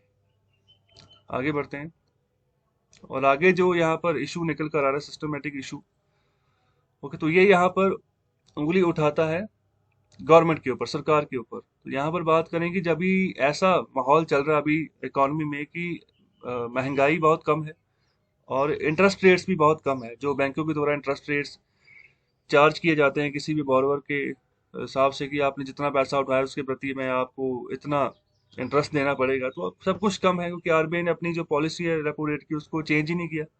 तो पिछले एक साल से एक ही पॉलिसी रखी है, 4% का ही रेपो रेट रखा हुआ है। तो यही रेट के ऊपर जो है कमर्शियल बैंक पैसा उठाते हैं आरबीआई से, तो जितना सस्ता पैसा उनको मिलेगा तो उस हिसाब से यहाँ पर इंटरेस्ट रेट होंगे और उसी हिसाब से महंगाई होगी। ओके। और आगे बात कीजिए, ऐसा जो अभी इन्वायरमेंट चल रहा है, not just on bank deposits but also on small saving schemes alongside a volatile and overpriced stock market। Okay, तो यहाँ पर सिर्फ यहाँ पर लो इंटरेस्ट रेट की बात नहीं कर रहे, जो यहाँ पर बैंकों में जो पैसे डिपॉजिट हो रहे हैं तो उन्हीं की सिर्फ बात नहीं कर रहे, इसके अलावा और भी जो छोटी छोटी सेविंग स्कीम्स होती हैं, ओके, तो बहुत सारी स्कीम्स होती हैं। जैसे म्यूचुअल फंड की भी बात करें तो देखिए ये भी स्कीम है जिसमें लोग पैसा लगाते हैं कि मेरा कल को पैसा दुगना हो जाए, ज़्यादा थोड़ा बढ़ जाए। तो उसी तरीके से और भी बहुत सारी छोटी छोटी सेविंग स्कीम्स होती हैं जिसमें लोग अपना इन्वेस्ट करते हैं, तो उनकी भी बात कर रहे हैं। तो यहाँ पर जो ओवर प्राइस स्टॉक मार्केट है जहाँ पर प्राइस ज़्यादा हो चुका है, ठीक है, तो उसकी बात कर रहे हैं। तो where exactly are people suppose to deploy their savings. तो यहाँ पर क्वेश्चन वही है, सब जगह माहौल एक जैसा ही है, इंटरेस्ट रेट यहाँ पर कम मिल रहे हैं, महंगाई भी यहाँ पर थोड़ी ठीक कंट्रोल में है, कम है, तो कहाँ पर लोग अपना पैसा रखें, अपनी सेविंग्स को कहाँ पर डिप्लॉय करें। तो यहाँ पर हर कोई चाहता है कि अच्छा खासा इंटरेस्ट रेट हमें मिले, जो है अच्छा खासा हमें पैसा जो है उसको बढ़ाने में मौका मिले, तो नहीं मिल पा रहा है। तो यही क्वेश्चन किया जा रहा है। तो गवर्नमेंट की रिगार्डिंग यहाँ पर बात कर रहे हैं कि गवर्नमेंट को क्या यहाँ पर क्या करना होगा, यहाँ पर इन्फ्लेशन इंडेक्स बॉन्ड्स जो है ना वो लेकर आने होंगे। तो इन्फ्लेशन इंडेक्स बॉन्ड्स मतलब कि अगर महंगाई बढ़ती है, ओके, तो तब यहाँ पर अगर प्रोटेक्शन कवर हो तो यहाँ पर इन्वेस्टर्स के पास होना। अगर महंगाई बहुत कम हो जाती है तो इसका मतलब यही है कि इंटरेस्ट रेट कम हो गए, जो ब्याज पिछले महीने मिल रहा था तो अभी आने वाले समय में वो ब्याज नहीं मिल पाएगा। ओके, तो ये यहाँ पर बात कर रहे हैं कि अभी ऐसा होता है कि इसमें इन्फ्लेशन इंडेक्स बॉन्ड्स में ऐसा होता है कि जिस तरीके से इन्फ्लेशन की सिचुएशन होगी ना, अगर महंगाई बढ़ रही है, ओके, तो यहाँ पर अगर महंगाई कम हो रही है तो इसी तरीके से यहाँ पर प्रोटेक्ट करके चलते हैं जो इंटरेस्ट होता है आम इन्वेस्टर्स का, जो सेवर्स का, तो मतलब कि वो दिवालिया ना हो जाए। तो यहाँ पर ज्यादातर यहाँ पर बात करें, savers would not opt for high risk schemes, मतलब कि यहाँ पर प्रोटेक्ट इसीलिए करते हैं, मतलब कि फर्दर जो है इन्वेस्टर्स यहाँ पर इन्वेस्टमेंट करते रहें। तो ऐसी मार्केट हम ना डेवलप कर दें जहाँ पर एक बार पैसा उन्होंने लगा दिया, बाद में अगर लगा कि नहीं सिचुएशन सही नहीं है तो यहाँ पर इंटरेस्ट रेट बहुत कम हो गए तो चलो पैसा वापस खींच लिया जाए। तो ये चीज़ यहाँ पर नहीं करनी है। तो इन्फ्लेशन इंडेक्स बॉन्ड्स की यहाँ पर इशू करने की बात करें तो ये ज़्यादातर ये कौन इशू करता है, ये देश की सरकारें इशू करती है ज़्यादातर। ओके, तो जो भी सॉवरेन इंस्टीट्यूट होता है किसी देश में तो वो यहाँ पर जो है इशू करता है इन बॉन्ड्स को। तो यहाँ पर इन्वेस्टर्स को एक प्रोटेक्शन कवर यहाँ पर पहुंचाता है कि महंगाई जिस हिसाब से बढ़ेगी कम होगी उस हिसाब से आपको इंटरेस्ट रेट मिलेगा, वो भी बढ़ेगा कमेगा कम होगा इंटरेस्ट रेट भी। ओके, तो आगे बात कर रही जो अभी फ्रैंकलिन टेम्पलेटन है, was no victim of a flawed system but let us knowledge those flaws. तो अभी ऐसे फ्लॉज को मतलब ऐसा कहीं भी नहीं पाया गया है फ्रैंकलिन टेम्पलेटन में, अच्छे तरीके से ये काम कर रही है। लेकिन हमें नॉलेज होनी चाहिए कि जो फ्लॉज ऐसे जो जो है ऐसी घटनाएं हो सकती हैं, ऐसे लूप होल्स हमें मिल सकते हैं, तो अभी उनके ऊपर हमें फोकस करना है। और अभी बात करते हैं सेकंड एडिटोरियल की, तो यहाँ पर बात कर रहे हैं आईबीसी की, इंसॉल्वेंसी एंड बैंक्रप्सी कोड की। तो कह रहे हैं कि ये काम कर रहा है, बढ़िया है, लेकिन ये और बढ़िया तरीके से काम कर सकता है। जैसे हमने पहले एडिटोरियल में पढ़ा, वहां पर सेबी की बात की जा रही थी। ओके, तो जो उन्होंने डिसीजन लिया तो बढ़िया डिसीजन था, लेकिन और बढ़िया तरीके से और भी लूप होल्स जिनको जिनके ऊपर जो है सही किया जा सकता है, लेकिन उसी तरीके से यहाँ पर इसमें बात कर रहे हैं आईबीसी की, कि अच्छे से काम कर रहा है लेकिन अभी और बढ़िया काम कर सकता है। तो अभी यहाँ पर बात कर रहे हैं, देखो, इंसॉल्वेंसी एंड बैंक्रप्सी कोड जो है ना, ये 2016 में बनाया गया था। तो ये लागू हो गया था 2016 में। तो इसका मकसद ये था कि अगर कोई भी कंपनी दिवालिया हो जाती है, जैसे जितने लोगों का पैसा उठाया हुआ है, चाहे वो लैंडिंग का पैसा बैंकों से आया है, चाहे आम इन्वेस्टर्स हैं, उन्होंने पैसा लगाया हुआ, तो देखो अगर कोई कंपनी दिवालिया होती, डूब जाती, तो उन लोगों का पैसा भी डूबता है। लेकिन अगर स्ट्रक्चर इंफ्रास्ट्रक्चर काफी बड़ा हो चुका है कंपनी का, ओके, तो यहाँ पर हजारों करोड़ों की यहाँ पर कंपनी हो चुकी है, तो यहाँ पर इन्वेस्टर्स भी कहीं ना कहीं सोचते हैं कि हमारा पैसा डूब गया है तो कहाँ से बचाएं। तो उसी के चलते आईबीसी लाया गया था, जिसका पूरा लॉ पास किया गया था पार्लियामेंट में। तो इसका मतलब यही है कि वो कंपनी जो है ना, जो कंपनी दिवालिया हो चुकी है, उसका एक रेजोल्यूशन प्लान तैयार होगा। ओके, तो यहाँ पर एक कमेटी ऑफ क्रेडिटर्स बनती है। ओके, तो यहाँ पर क्रेडिटर्स मतलब जिन्होंने पैसा यहाँ पर दिया होता है, कंपनी में लगाया होता है, इन्वेस्ट किया होता है, तो उनकी पूरी कमेटी बनती है। तो यहाँ पर देखते हैं रेजोल्यूशन प्लान कि मतलब कौन सी कंपनी को अभी ये वाली कंपनी को बेचा जाए कि मतलब पैसा हम अपना रिकवर कर पाए मैक्सिमम। ओके, तो यहाँ पर ऐसा नहीं होता कि 100% पैसा रिकवर हो जाता है। तो जितना यहाँ पर अगला दे दे पैसे कि मैं आपकी कंपनी को इतने में खरीद लूंगा, तो जितना आपका पैसा वापस आए, चलो उतना ही सही। ओके, तो यहाँ पर जीरो से अच्छा है कि चलो 10 रुपए वापस जेब में आ जाए, या 50 रुपए जेब में आ जाए, तो वो तो अच्छा ही है, अगर 100 रुपया नहीं आ रहा वापस। तो इस तरीके से यहाँ पर ये बेनिफिट देती है। तो बहुत सारी कंपनीज में ऐसा रेजोल्यूशन प्लान लाया भी गया और यहाँ पर सोल्यूशन निकाली भी गई। तो अभी बात करें नेशनल कंपनी लॉ ट्रिब्यूनल के बारे में। ये देखो, ये दो तरीके का होता है, एक होता है नेशनल कंपनी लॉ ट्रिब्यूनल, दूसरा होता है national company law appellate tribunal. Okay, तो यहाँ पर दो अलग अलग है। पहले यहाँ पर अगर केस यहाँ पर फाइल हुआ, अगर नहीं फैसला है, तो फिर एपेलेट ट्रिब्यूनल के पास जाता है। वहां पर भी अगर यहाँ पर फैसला जो भी आ जाए तो वो सेटिस्फेक्शन नहीं है, तो अपील जो है ना वो सुप्रीम कोर्ट में होती है। ओके, तो हाल ही में आपने एक डिसीजन सुना होगा कि जो रतन टाटा है, ठीक है, उन्होंने यहाँ पर जो साइरस मिस्त्री थे, जो टाटा के चेयरमैन बनाए गए थे, उनको सभी पदों से हटा दिया था। फिर साइरस मिस्त्री ने यहाँ पर केस फाइल किया था। तो वो पहले एनसीएलटी में आया था, फिर एनसीएलएटी में आया था, फिर बाद में सुप्रीम कोर्ट में गया। ओके, तो सुप्रीम कोर्ट ने रतन टाटा के हक में फैसला सुनाया कि वही चेयरमैन है पूरे ग्रुप के, तो यहाँ पर साइरस मिस्त्री नहीं है। ओके, तो अभी यहाँ पर बात करें नेशनल कंपनी लॉ ट्रिब्यूनल के बारे में। तो यहाँ पर इन्होंने क्या किया, इन्होंने कहा है कि जो Piramal capital and housing finance है ना, तो अभी इनको अलाउ कर दिया है कि जो बैंक जो दिवालिया हो चुकी है कंपनी, जिसका नाम है दीवान हाउसिंग फाइनेंस लिमिटेड, तो उसको वो टेक ओवर कर ले। तो ये मतलब आईबीसी के तहत ये काम हुआ है। तो फैसला ये यहाँ पर ये ट्रिब्यूनल सुनाता है इसके रिगार्डिंग। तो यहाँ पर बात कर रहे हैं कि it will help achieve the intended goal of Swift redeployment of productive assets. मतलब कि जो भी प्रोडक्टिव एसेट्स यहाँ पर दीवान हाउसिंग फाइनेंस लिमिटेड के थे, वो अभी वो चले जाएंगे किनके पास, पीरामल ग्रुप के पास। ओके, तो अभी जो भी कर्जे में डूबी हुई कंपनी से, दिवालिया हो चुकी कंपनी जो इसके जाल में फंस चुकी हैं, तो उनको निकालने का बड़ा अच्छा तरीका है आईबीसी। तो ये जो पीरामल है ना, तो ये अंबानी के, जो अंबानियों की जो बेटी है ना, तो उनकी शादी यहाँ पर हुई है, इन्हीं ग्रुप के यहाँ पर जो वंशज है उनके साथ हुई है, पीरामल ग्रुप। ओके, तो अभी देखो, जितने पुराने समय में जितने भी महाराजे राजे होते थे, वो भी मतलब शादियों को इसी तरीके से करते रहे, एज ए बिजनेस डील, कि हमारी जो सिक्योरिटी है वो बढ़ जाएगी अगर हम यहाँ पर किसी दूसरे राजवंश के साथ रिश्ता जोड़ते हैं। तो यहाँ पर अभी मार्केट जो चलती है बिजनेस, वहां पर भी ऐसा ही होता है, तो हमारा बिजनेस और बढ़ जाएगा। ओके, अगर हम यहाँ पर अपना रिश्ता जो है किसी और बिजनेस अदारे के साथ जोड़ते, तो यही चीज मैं आप थोड़ा सा इंटीमेशन दे रहा हूँ, आपको याद रहेगी चीज।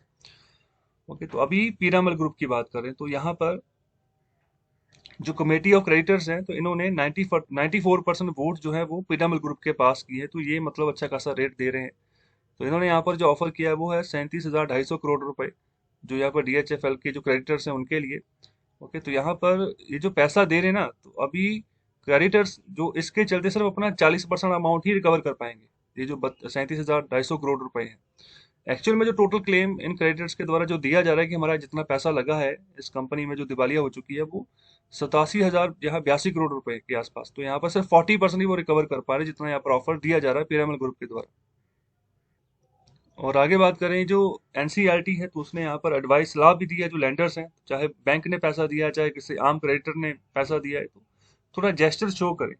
तो यहाँ पर री एलोकेशन ऑफ फंड्स की बात की जाए towards fixed depositors and small investors in debenture. मतलब जो छोटे छोटे इन्वेस्टर्स हैं या फिक्स्ड डिपॉजिटर्स हैं जिनकी एफडी है, उनके ऊपर भी फोकस करें कि उनको थोड़ा बहुत रियायत मिल जाए। ओके, तो ये यहाँ पर बात की जा रही है। देखो, बड़े लैंडर्स तो होते ही हैं जिनका ज्यादा पैसा लगे, तो छोटे भी होते हैं ना, तो उनको भी थोड़ा ध्यान रखें। तो उसकी बात करें आगे, यहाँ पर बात करें जो पब्लिक डिपॉजिटर्स हैं, तो यहाँ पर उनका जो क्लेम है डीएचएफएल में, तो वो यहाँ पर 5,000 करोड़ के आसपास की रकम है, वो जो वो कह रहे हैं कि हमारा पैसा भी वापस मिले। तो ये जो डीएचएफएल है, तो ये पहला जो है नॉन बैंक, यहाँ पर सॉरी आगे यहाँ पर बात जो डीएचएफएल है, the first large non bank lender to be resolve under IPC. तो फिर यहाँ पर जो नॉन बैंक लेंडर ही है, मतलब इसके थ्रू जो पैसा इन्वेस्टर्स ने इस लेंडर के ऊपर लगाया था, ओके, तो आगे ये भी पैसा आगे फर्दर यहाँ पर लैंडिंग के ऊपर ही दिया जाता था। किस पर्पज के लिए? हाउसिंग पर्पज के लिए, हाउसिंग फाइनेंस, कि मतलब जिसने भी घर बनाना है, तो यहाँ पर जो है डीएचएफएल से लोन ले सकता है। तो आपने नाम भी सुना होगा डीएचएफएल के रिगार्डिंग, तो ज्यादातर नाम जो है वो हाउसिंग सोसाइटीज के चलते ही लिया जाता है। ये मतलब कि अपार्टमेंट्स बनाते हैं ये, ओके, तो यहाँ पर लोन देते हैं, बाद में जिसको लोन देते हैं तो यहाँ पर किस्तों के हिसाब से वापस वसूल होता है विद इन इंटरेस्ट। तो अभी वही बात होगी, ये जो खुद का ये बड़ा लेंडर था, first large non bank lender था, तो यहाँ पर ये खुद डूब गया, अभी लोगों का पैसा डूब रहा है। तो यहाँ पर इसको रिजॉल्व कर दिया गया है आईबीसी के तहत। ओके, तो अभी जो डिबेंचर होल्डर्स हैं, तो यहाँ पर जिनके ड्यूज यहाँ पर 2 लाख रुपए तक के हैं, तो उनको फुल पेमेंट दी जाएगी। तो यहाँ पर जो भी उनकी प्रिंसिपल अमाउंट जो उन्होंने इन्वेस्ट की थी, वो पूरी अमाउंट उनको वापस कर दी जाएगी। ओके, थोड़ा ध्यान से सुनिए। तो डिबेंचर होल्डर्स मतलब वो जिन जो मतलब कि एक फिक्स्ड इंटरेस्ट रेट जिनको मिल रहा है, ओके, जो पैसा इन्होंने अपना प्रिंसिपल अमाउंट लगाया था, एक फिक्स्ड इंटरेस्ट रेट उनको मिल रहा है। ओके, तो उनको जितना भी यहाँ पर बात करें कि मतलब जिनके 2 लाख रुपए तक के ड्यूज, उनको सारा अमाउंट जो है प्रिंसिपल अमाउंट मिल जाएगा। ओके, तो लेकिन यहाँ पर बात करें कि जिनका 2 लाख से ज्यादा का यहाँ पर ऊपर का क्लेम है ना, तो उनको यहाँ पर 60% का हेयर कट लगा रहे हैं। तो यहाँ पर उनको सिर्फ 40% ही पैसा उनका जो है प्रिंसिपल अमाउंट रिकवर हो रहा है। ओके, तो बाकी जो है नहीं किया जा रहा, तो ये गलत है यहाँ पर। तो इसी यहाँ पर सिचुएशन में बात करें कि इसको सही कर लो। तो यहाँ पर बात करें कि why should all debenture holders get at least 2 lakh on their secured credit. तो यहाँ पर जितने भी तरह के यहाँ पर जो डिबेंचर होल्डर्स हैं, तो यहाँ पर जो जिनका 2 लाख रुपए तक का पैसा बनता है, तो यहाँ पर उनको पूरा पूरा यहाँ पर क्रेडिट, सिक्योर्ड क्रेडिट यहाँ पर क्यों दिया जा रहा है? तो यहाँ पर जो डीएचएफएल के जो अनसिक्योर्ड क्रेडिटर्स हैं, तो वो भी यहाँ पर सीओसी का हिस्सा है, कमेटी ऑफ क्रेडिटर्स का हिस्सा है। तो यहाँ पर जो रेजोल्यूशन प्लान यहाँ पर आईबीसी के तहत जो लाया गया है, तो ये प्रूव किया गया है इन्हीं यहाँ पर क्रेडिटर्स के द्वारा, और यहाँ पर सभी क्रेडिटर्स के ऊपर ये बाइंडिंग है, क्योंकि जिन जिन भी इन लोगों ने पैसा यहाँ पर डीएचएफएल में लगाया हुआ है।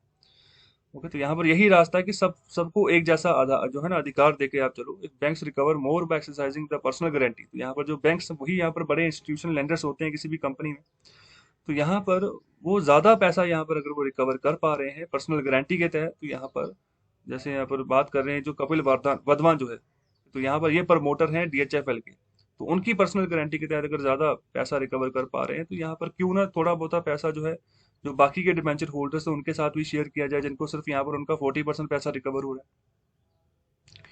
और आगे बात करें जो आईबीसी है, तो अलाउ करता है कि यहाँ पर लिक्विडेशन हो किसी कंपनी की, तो distributed first to secured lenders. Okay, तो यहाँ पर जो सिक्योर्ड लैंडर्स हैं उनको यहाँ पर पहले पैसा दिया जाए, या फिर जो बैंक होते हैं उनको सबसे पहले पैसा दिया जाए।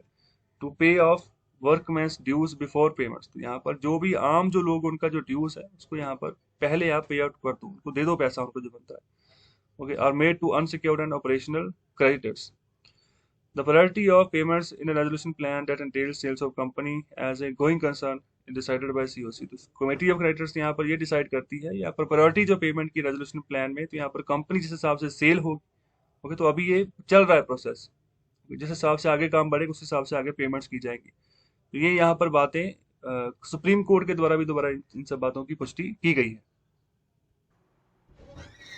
बंद कर दो।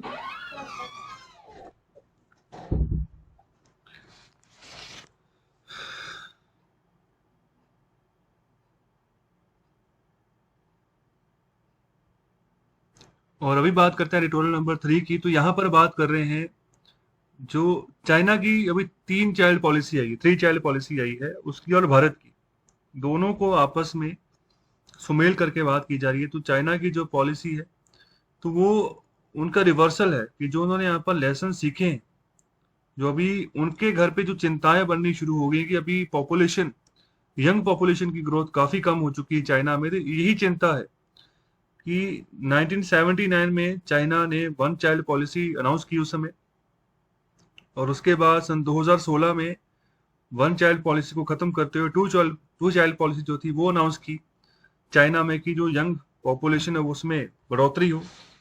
तो अभी ये 3-4 सालों के अंदर अंदर ही 2021 में अभी थ्री चाइल्ड पॉलिसी जो है वो अनाउंस कर दी गई है चाइना के द्वारा।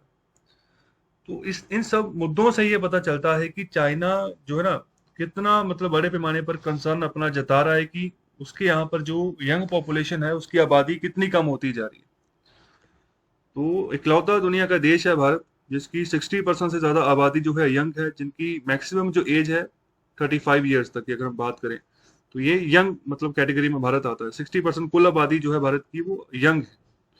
तो अगर यंग पॉपुलेशन होगी तो वर्कफोर्स मिलेगी, हमें वर्कफोर्स मिलेगी तो हमें हमारा प्रोडक्शन एक्टिविटी जो है ज्यादा बढ़ेंगी। तो जितनी अगर पॉपुलेशन बूढ़ी होती जाएगी तो वो रिटायरमेंट एज उनकी हो जाएगी, तो वो काम नहीं कर पाएंगे उतने एफिशिएंटली जितना एक यहाँ पर यंग जो लोग कर पाते हैं। अभी चाइना को इसी बात की चिंता जो है जता रही, तो वही भारत की भी बात यहाँ पर कर रहे हैं। तो भारत की बात कर रहे हैं कि हिंदुत्व वर्ल्ड है, तो यहाँ पर मतलब हिंदुत्व फिलॉसफी ज्यादा चलती है, तो यहाँ पर सरकार भी उन्हीं की है, यहाँ पर बात की जा रही है इस आर्टिकल में। तो यहाँ ज्यादातर यहाँ पर जो पॉपुलेशन एक्सप्लोजन का जो ठीकरा है वो मुस्लिम्स के ऊपर यहाँ पर फोड़ा जाता है। ओके, कि मतलब उनके चलते यहाँ पर जो है हिंदूज की गिनती कम होगी, क्योंकि उन्होंने अपनी जनसंख्या जो है वो बढ़ा ली है। ओके, तो यहाँ पर इसके रिगार्डिंग कुछ स्पष्टीकरण दिए जा रहे हैं ऑथर के द्वारा। और मुस्लिम्स की बात कर रहे हैं कि भारत की पॉपुलेशन के हिसाब से उनकी आबादी सिर्फ 14% है। ओके, तो यहाँ पर हिंदूज के मुकाबले में मतलब कि 4/5 यहाँ पर जो है उनकी रेशियो बनती है मुस्लिम्स की, जितनी हिंदूज की आबादी है उसके हिसाब से अगर बात करें। तो यहाँ पर बात करें जो संघ परिवार है, ठीक है, तो यहाँ पर उनकी जो चिंता है वो ये है कि Muslims will multiply while Hindus merely add, मतलब कि मुस्लिम्स जो है ना बहुत बड़े पैमाने पर अपनी आबादी बढ़ा लेते हैं क्योंकि एक से ज्यादा शादियां करते हैं। तो हिंदूज में यहाँ पर ये चीज की कमी है। ओके, तो ये बात यहाँ पर की जा रही है। So what is the source of this anxiety, तो यहाँ पर इस चिंता का जो मेन स्रोत है वो क्या है। ओके, तो यहाँ पर ये बात की जाए संघ परिवार, जैसे हम आरएसएस की बात करें उनकी बात की जा रही है यहाँ पर, राष्ट्रीय स्वयं सेवक संघ की बात करें, जिसका हेडक्वार्टर कहाँ पर है, इसका हेडक्वार्टर नागपुर में। तो यहाँ पर अभी मौजूदा इनके जो चीफ है वो कौन है, उनका नाम मोहन भागवत है। ओके, तो आगे बढ़ते हैं। तो अभी बात की जा रही है कि Muslim man can have 4 wives, क्योंकि उनके मतलब 4 बीवियां हो सकती है मुस्लिम्स की। Hence this great eagerness to introduce uniform civil code. Okay, तो इसी के चलते यहाँ पर कह रहे हैं कि यूनिफॉर्म सिविल कोड लाया जाए कि भारत में सब जगह पर जितनी भी सोसाइटी बसती है तो एक ही जैसा जो है कोड सबके लिए हो। मतलब ऐसा नहीं है कि हर कोई सेक्शन अपनी मनमानी करे और कोई सेक्शन अपनी मनमानी करे। तो ये यहाँ पर इसकी डिमांड काफी देर से उठती आई है। तो ये हमारे भारतीय संविधान के पार्ट नंबर 4 और यहाँ पर आर्टिकल 44 के तहत ये आता है, यूनिफॉर्म सिविल कोड, डीपीएसपी के तहत ये आता है, डायरेक्टिव प्रिंसिपल्स ऑफ, यहाँ पर जो सोशल जो पॉलिसी होती है उनके रिगार्डिंग ये बात आती है, यूनिफॉर्म सिविल कोड। अभी तक ये लागू नहीं किया गया, बहुत बार इसका मुद्दा उठता है। और आगे बात करें जो एलिमेंट्री जो लॉजिक होता है, जो रिथमेटिक जो यहाँ पर होता है, यहाँ पर ये जो सिनेरियो दिमागों में बना हुआ है पॉपुलेशन ग्रोथ के रिगार्डिंग भारत में, तो यहाँ पर और यहाँ पर बहुत सारी चीजों है यहाँ पर जो जिसके रिगार्डिंग हमें जो है एक्सप्लोरेशन हमें मिल सकती है। That elementary logic and arithmetic can dispel these forwarding does not help. यहाँ पर जो बातें ऊपर की गई हैं, तो हो सकता है जिस तरीके से हम अच्छे से जब इन डेप्थ डिटेलिंग जानेंगे पॉपुलेशन के बारे में, तो बहुत सारे आंकड़े गलत हो जाएंगे जो अभी ऊपर हमने पढ़े हैं कि मुस्लिम्स की 4 बीवियां होती हैं, तो इसके चलते ज्यादा आबादी ये बढ़ा लेते हैं। ओके, तो यहाँ पर बात करें कि whether one man marries many women और one women has multiple partners, तो यहाँ पर एक्चुअल में बात की जाए टोटल फर्टिलिटी रेट की। टोटल फर्टिलिटी रेट होता क्या है, तो ये होता है कि एक वोमेन जो है मैक्सिमम कितने जो है चिल्ड्रंस को यहाँ पर जन्म दे सकती है, तो ये होता है टोटल फर्टिलिटी रेट। ओके, किसी भी एक लेडी का जो टीएफआर का है क्या है, तो यहाँ पर इस रिगार्डिंग हम जो है बात देखते हैं कि टोटल फर्टिलिटी रेट कितना है। ओके, तो अभी ये पूरी एवरेज आबादी के हिसाब से हम काउंट करते हैं, जितनी भी हम परसेंटेज टीएफआर की यहाँ पर देते हैं। तो बात करें if each woman has 2 children she would through them replace her partner and herself, मतलब कि 2 बच्चे हैं, बाद में अपने आप को रिप्लेस कर सकती है, अपना पार्टनर जो है उसमें अदला बदली हो सकती है, कुछ भी हो सकता है। So if the population is remain stable, okay, instead of growing और डिक्लाइनिंग, तो यहाँ पर जो आबादी है वो स्टेबल रहेगी, ना वो बढ़ेगी ना कम होगी, अगर इस तरीके से वो आगे बढ़ती भी है। अगर यहाँ पर किसी वुमन के 2 बच्चे हैं, ओके, तो यहाँ पर बच्चे तो 2 ही रहेंगे ना, बेशक वहां पर पार्टनर चेंज हो गया, ओके, तो चाहे तो यहाँ पर जहां पर भी गए तो वहां पर हो सकता है कि पहले से भी जो है दूसरा पार्टनर उसके भी 2 बच्चे हों। तो ये बात यहाँ पर की जा रही है, ना बढ़ेंगे ना कम होंगे ओवरऑल अगर गिनती करोगे तो टीएफआर जो है वो यहाँ पर 2 यहाँ पर है। तो यहाँ since all children who are born do not grow into reproductive adults, the replacement TFR is share higher 2.1। तो यहाँ पर जो ओवरऑल जो टीएफआर रेशियो की बात की जा रही है वो यहाँ पर 2.1 की बात की जा रही है। तो यहाँ पर बात की जा रही है एनी ग्रुप जहाँ पर टीएफआर की रेशियो यहाँ पर 2.1 से ज्यादा है। ओके, 2.1 यहाँ पर वही 2 के आसपास, मतलब एक लेडी के यहाँ पर 2 बच्चे, तो यहाँ पर 2 से अगर ज्यादा है टीएफआर, ओके, तो यहाँ पर ये यहाँ पर इनके चांसेस यहाँ पर बढ़ रहे हैं। जब ये बात की जा रही है any group host TFR is higher than 2.1 will keep growing, यहाँ पर बढ़ती जा रही है, बढ़ सकेंगी आगे, ये भी बात की जा रही है। Any group host TFR is lower than 2.1 will eventually decline, तो फर्दर यहाँ पर उनकी जो ग्रोथ है बच्चों की वो डिक्लाइन ही होगी, जहाँ पर जिनका 2.1 से नीचे जा रहा है टीएफआर। तो दिस मंद चंगी तरह कर ला। हाँ,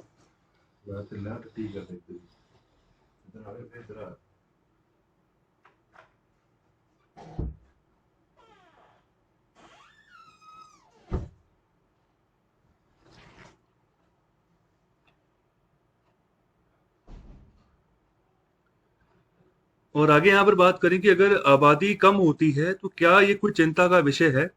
ओके, तो यहाँ पर जो नतीजे है ना, तो ये मतलब वेरी कर सकते हैं, ये डिपेंड करेगा जो अलग अलग ग्रुप्स हैं, अलग अलग देशों की जो आबादी है उसके हिसाब से।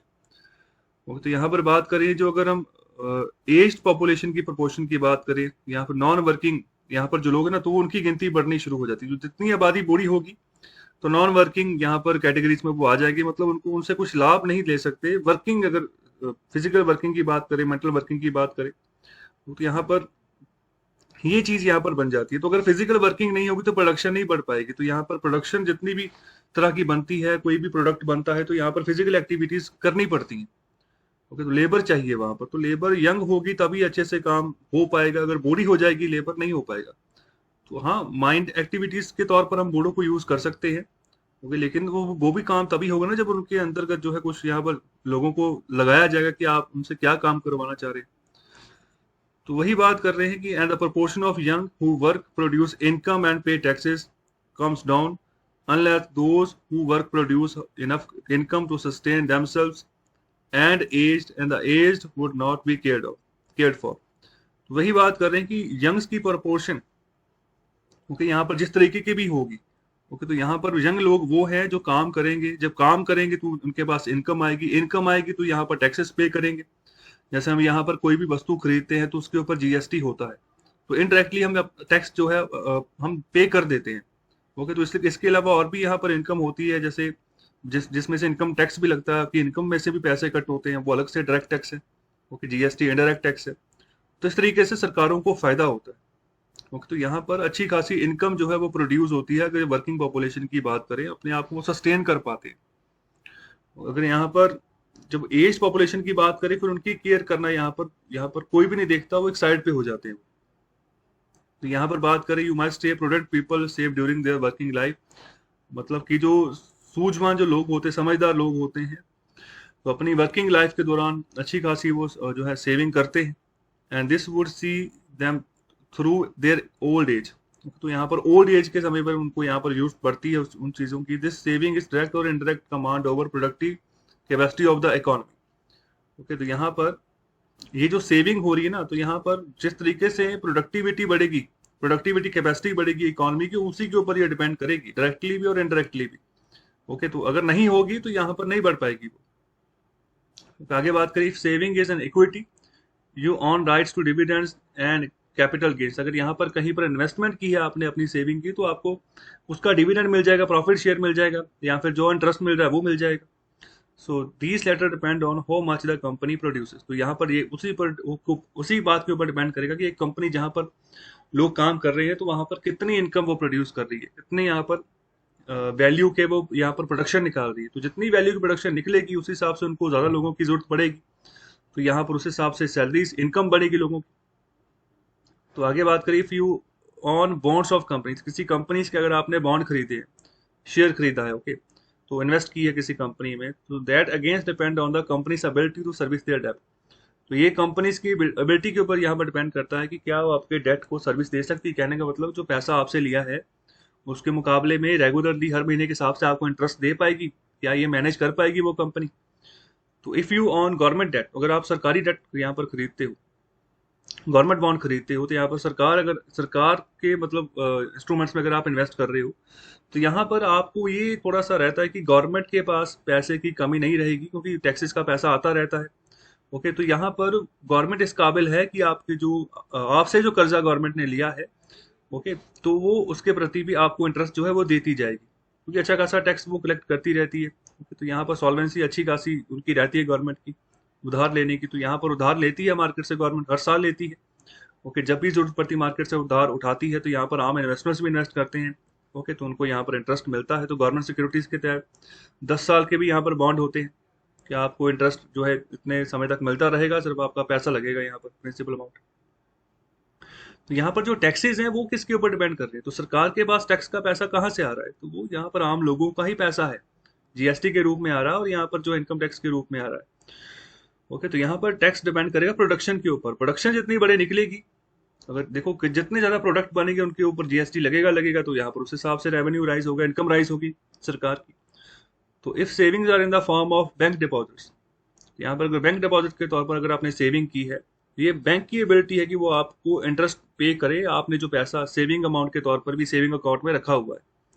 ओके, तो यहाँ पर on their ability to deploy them और क्रेडिट टू फाइनेंस प्रोडक्शन, तो आपका पैसा किस तरीके से यूज करेंगे वो सेविंग अकाउंट में से, आगे कैसे फर्दर जो है लोन दिया जाएगा, वहां से कैसे मुनाफा कमाया जाएगा, आपको कैसे इंटरेस्ट मिलेगा, तो ये एक बैंक की ability.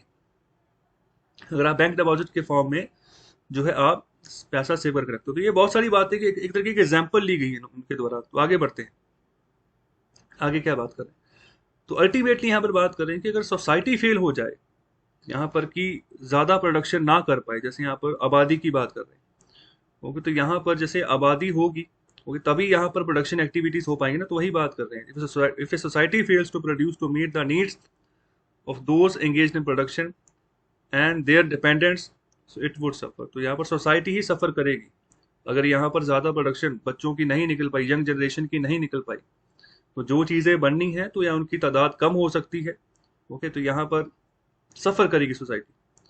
So it must have a work force large enough to produce the needed output. तो जितनी सोसाइटी को चीजें चाहिए, कम से कम उतनी तो वर्क फोर्स यहाँ पर यंग लोगों की होना उसके पास की इतनी प्रोडक्शन निकाल पाए और अपनी आबादी का जो है पेट भर सके, जहाँ आबादी को जो भी चीजों चाहिए, जो भी प्रोडक्शन, जिस भी प्रोडक्ट की जरूरत है वो प्रोडक्ट वहां तक पहुंच पाए। तो यहाँ पर अगर सोसाइटीज अमीर के तौर पर आगे ग्रो करती है, अगर यहाँ पर बात करें, they develop automation command over productive capacity, जैसे मशीनरी को यूज करना शुरू कर दिया ऑटोमेटिक कैपेसिटी में, तो यहाँ पर अगर इस तरीके से भी आगे बढ़ती है, so that are as yet young offering the decline in working age population. Okay, offsetting the decline in working age population. तो यहाँ पर इस तरीके से वो ऑफसेट कर सकती है कि मतलब अगर अपने देश में प्रोडक्शन कैपेसिटी को बढ़ाने के लिए रोबोट्स को यूज किया जा रहा है, मशीनरी का यूज किया जा रहा है। ओके, तो उस समय अगर वर्किंग एज पॉपुलेशन का डिक्लाइन हो रहा है उस देश में, अब बूढ़ों की आबादी ज्यादा बढ़ जाएगी, तो यहाँ पर इस तरीके का भी इंस्ट्रूमेंट यूज किया जा सकता है। सोसाइटी फेल नहीं होगी इस तरीके से। और अगर तो अगर यहाँ पर बात करें, सोसाइटी यहाँ पर बड़े बुरी तरीके से यहाँ पर बड़ी है, मतलब बूढ़ी होती जा रही है। ओके, तो यहाँ पर लेकिन अमीर नहीं हुई साथ साथ, मतलब पैसा नहीं मतलब कमा पाई सोसाइटी इतना कि वो एक मशीन को अफोर्ड कर सके, एक प्रोडक्शन अगर लगानी कहाँ पर, तो यहाँ पर ये सिचुएशन अभी बात कर रहे हैं।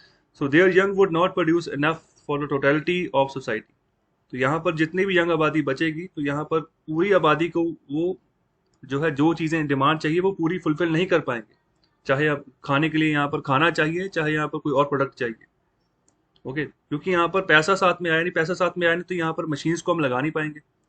सो and it would need to depend on aid. तो यहाँ पर तब इन लोगों को यहाँ पर एक एड देनी पड़ेगी, जो कि ज्यादातर सरकारें देती हैं अपनी आबादी को, जैसे अभी दी जा रही है प्रधानमंत्री गरीब कल्याण योजना के तहत। तो खाने के लिए खाना यहाँ पर मुहैया जो है करवाया जा रहा है, सस्ते दामों पर गेहूं चावल उपलब्ध करवाया जा रहा है। ओके, तो गरीब आबादी है, हालांकि यंग है। वो तो यहाँ पर जैसे एग्जाम्पल ले रहे हैं कि अभी इंडिया में रश हो गया था ऑक्सीजन मशीन्स का, चाहिए ही चाहिए, खासतौर पर दिल्ली में, मतलब इस तरीके से अभी सेकेंड वेव ने तबाही मचाई थी। ओके, तो बहुत सारे लोगों की मृत्यु हो गई यहाँ पर। तो यहाँ पर वही बात कर रहे हैं कि it is this fear of growing old age nation. तो यहाँ पर एक डर है देश के अंदर कि हमारी आबादी जो है बूढ़ी होती जा रही है। Okay, and being without A sufficiently large workforce, तो बड़ी वर्कफोर्स भी नहीं है जिसके रिगार्डिंग हम प्रोडक्शन निकाल पाए, कोई भी काम कर पाए बड़े पैमाने पर। चाइना की आबादी इतनी यंग पॉपुलेशन रही है पिछले समय में, इसलिए यहाँ पर उसकी प्रोडक्शन कैपेसिटी काफी बड़ी है। ओके, तो यहाँ पर इंडस्ट्री के मामले में भी काफी बड़ा तौर पर जो है भारत से आगे निकल गया, 10 गुना आगे एक्सपेंशन कर लिया उसने अपनी इंडस्ट्री की। ओके, अपनी वहां पर वो चीज बनाता, सस्ते दामों पर यहाँ पर भारत में आती। ओके, तो ये चीज है, लेकिन अभी डर जो है ना वो लगना शुरू हो गया कि आबादी बूढ़ी होती जा रही है। तो यहाँ पर अभी इतना रिच हुआ नहीं है चाइना। तो यहाँ पर आबादी जो है यंग लोगों की वो भी यहाँ पर कम होती जा रही है, इसलिए यहाँ पर उन्होंने अपने लोगों को कहा है, कपल्स को कहा है कि 3 चिल्ड्रन जो है ना अभी आपके होने चाहिए। तो किसी समय में 1 चाइल्ड पॉलिसी थी, 2016 में 2 चाइल्ड पॉलिसी हुई, अभी 2021 में 3 चाइल्ड पॉलिसी हो चुकी है। तो अभी 2024 तक की बात कर रहे हैं कि भारत जो है तो वो टेक ओवर कर जाएगा चाइना को। ओके, तो मतलब कि आबादी के हिसाब से तो हम जो है नंबर 1 पे आ जाएंगे कि वर्ल्ड लार्जेस्ट पॉपुलस कंट्री हम कल जो है कहे जाएंगे 2024 के आसपास। पहले 2027 तक कहा जा रहा था यूनाइटेड नेशन के द्वारा, अभी 2024 के आसपास की ये डेट मानी जा रही है। और आगे बात करें जो चाइनीज अथॉरिटेरियंस हैं, यहाँ पर अगर उनको अपनी मिस्टेक रियलाइज हुई है, क्योंकि उन्होंने 1979 में 1 चाइल्ड पॉलिसी लगाई थी अपने लोगों के सामने, तो उस समय माओ का रूल था। ओके, तो उस समय उनके वो शासक थे, कम्युनिस्ट पार्टी ऑफ चाइना के वो प्रतिनिधि, तो उन्होंने यहाँ पर सरकारें चलाई, तो 1 चाइल्ड पॉलिसी लेकर आए कि काफी आबादी बढ़ती जा रही। ओके, तो आबादी जितनी कंट्रोल में रहेगी, जितने एजुकेट रहेगी, उतने बड़ी तरीके से देश को चलाना भी आसान रहेगा। ओके, तो ये यहाँ पर बात हो जाती है। तो अभी बात की जा रही है यहाँ पर जो हिंदुत्व की जो यहाँ पर पॉलिसी है, तो यहाँ पर उसकी बात करें तो यहाँ पर अभी भी ना हमारे यहाँ पर देश में यही कम यहाँ पर चीजें चल रही हैं अभी भी, कि यहाँ पर किसी एक सेक्शन के द्वारा ज्यादा आबादी बढ़ाई जा रही है। तो यहाँ पर इसी के चलते ना एक यहाँ पर एडमिनिस्ट्रेटर की बात करें, जैसे मैंने कल परसों बात की थी, मैंने परसों के लेक्चर में।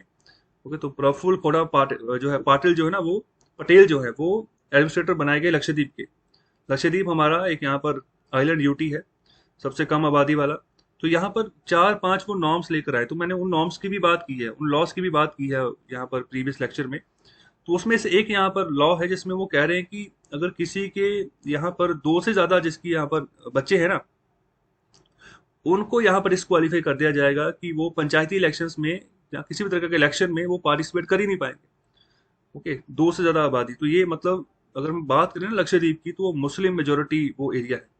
ओके, तो यही मतलब बात वहीं पर आ गई घूम फिरा कर, हिंदुत्व पॉलिसी की यहाँ पर बात की जा रही है।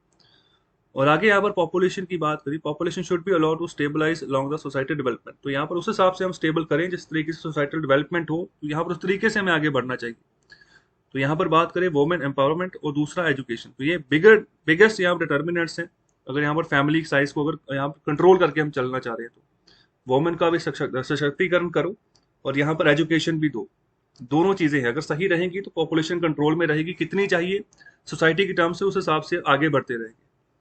तो यहाँ पर कुछ देशों के टीएफआर की बात की जा रही जिनका कि 2.1 से कम है। तो पहले नंबर पर बांग्लादेश की बात करें जो हमारे आसपास की रीजन, तो बांग्लादेश का टीएफआर 2.1 से बिलो है। तो यहाँ पर Muslim majority district of Kerala की बात करें, मल्लापुरम की बात करें, तो यहाँ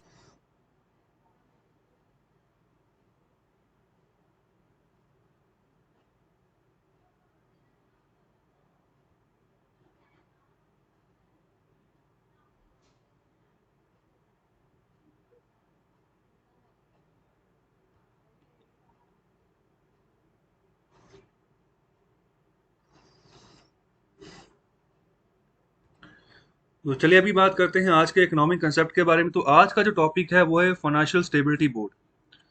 तो शुरुआत इसकी हुई थी फाइनेंशियल स्टेबिलिटी फोरम के तौर पर। तो ये G7 finance ministers and central bank governor जो थे इन देशों के, G7 देशों के, तो उनके द्वारा 1999 में बनाया गया था इंटरनेशनल फाइनेंशियल स्टेबिलिटी को प्रमोट करने के लिए।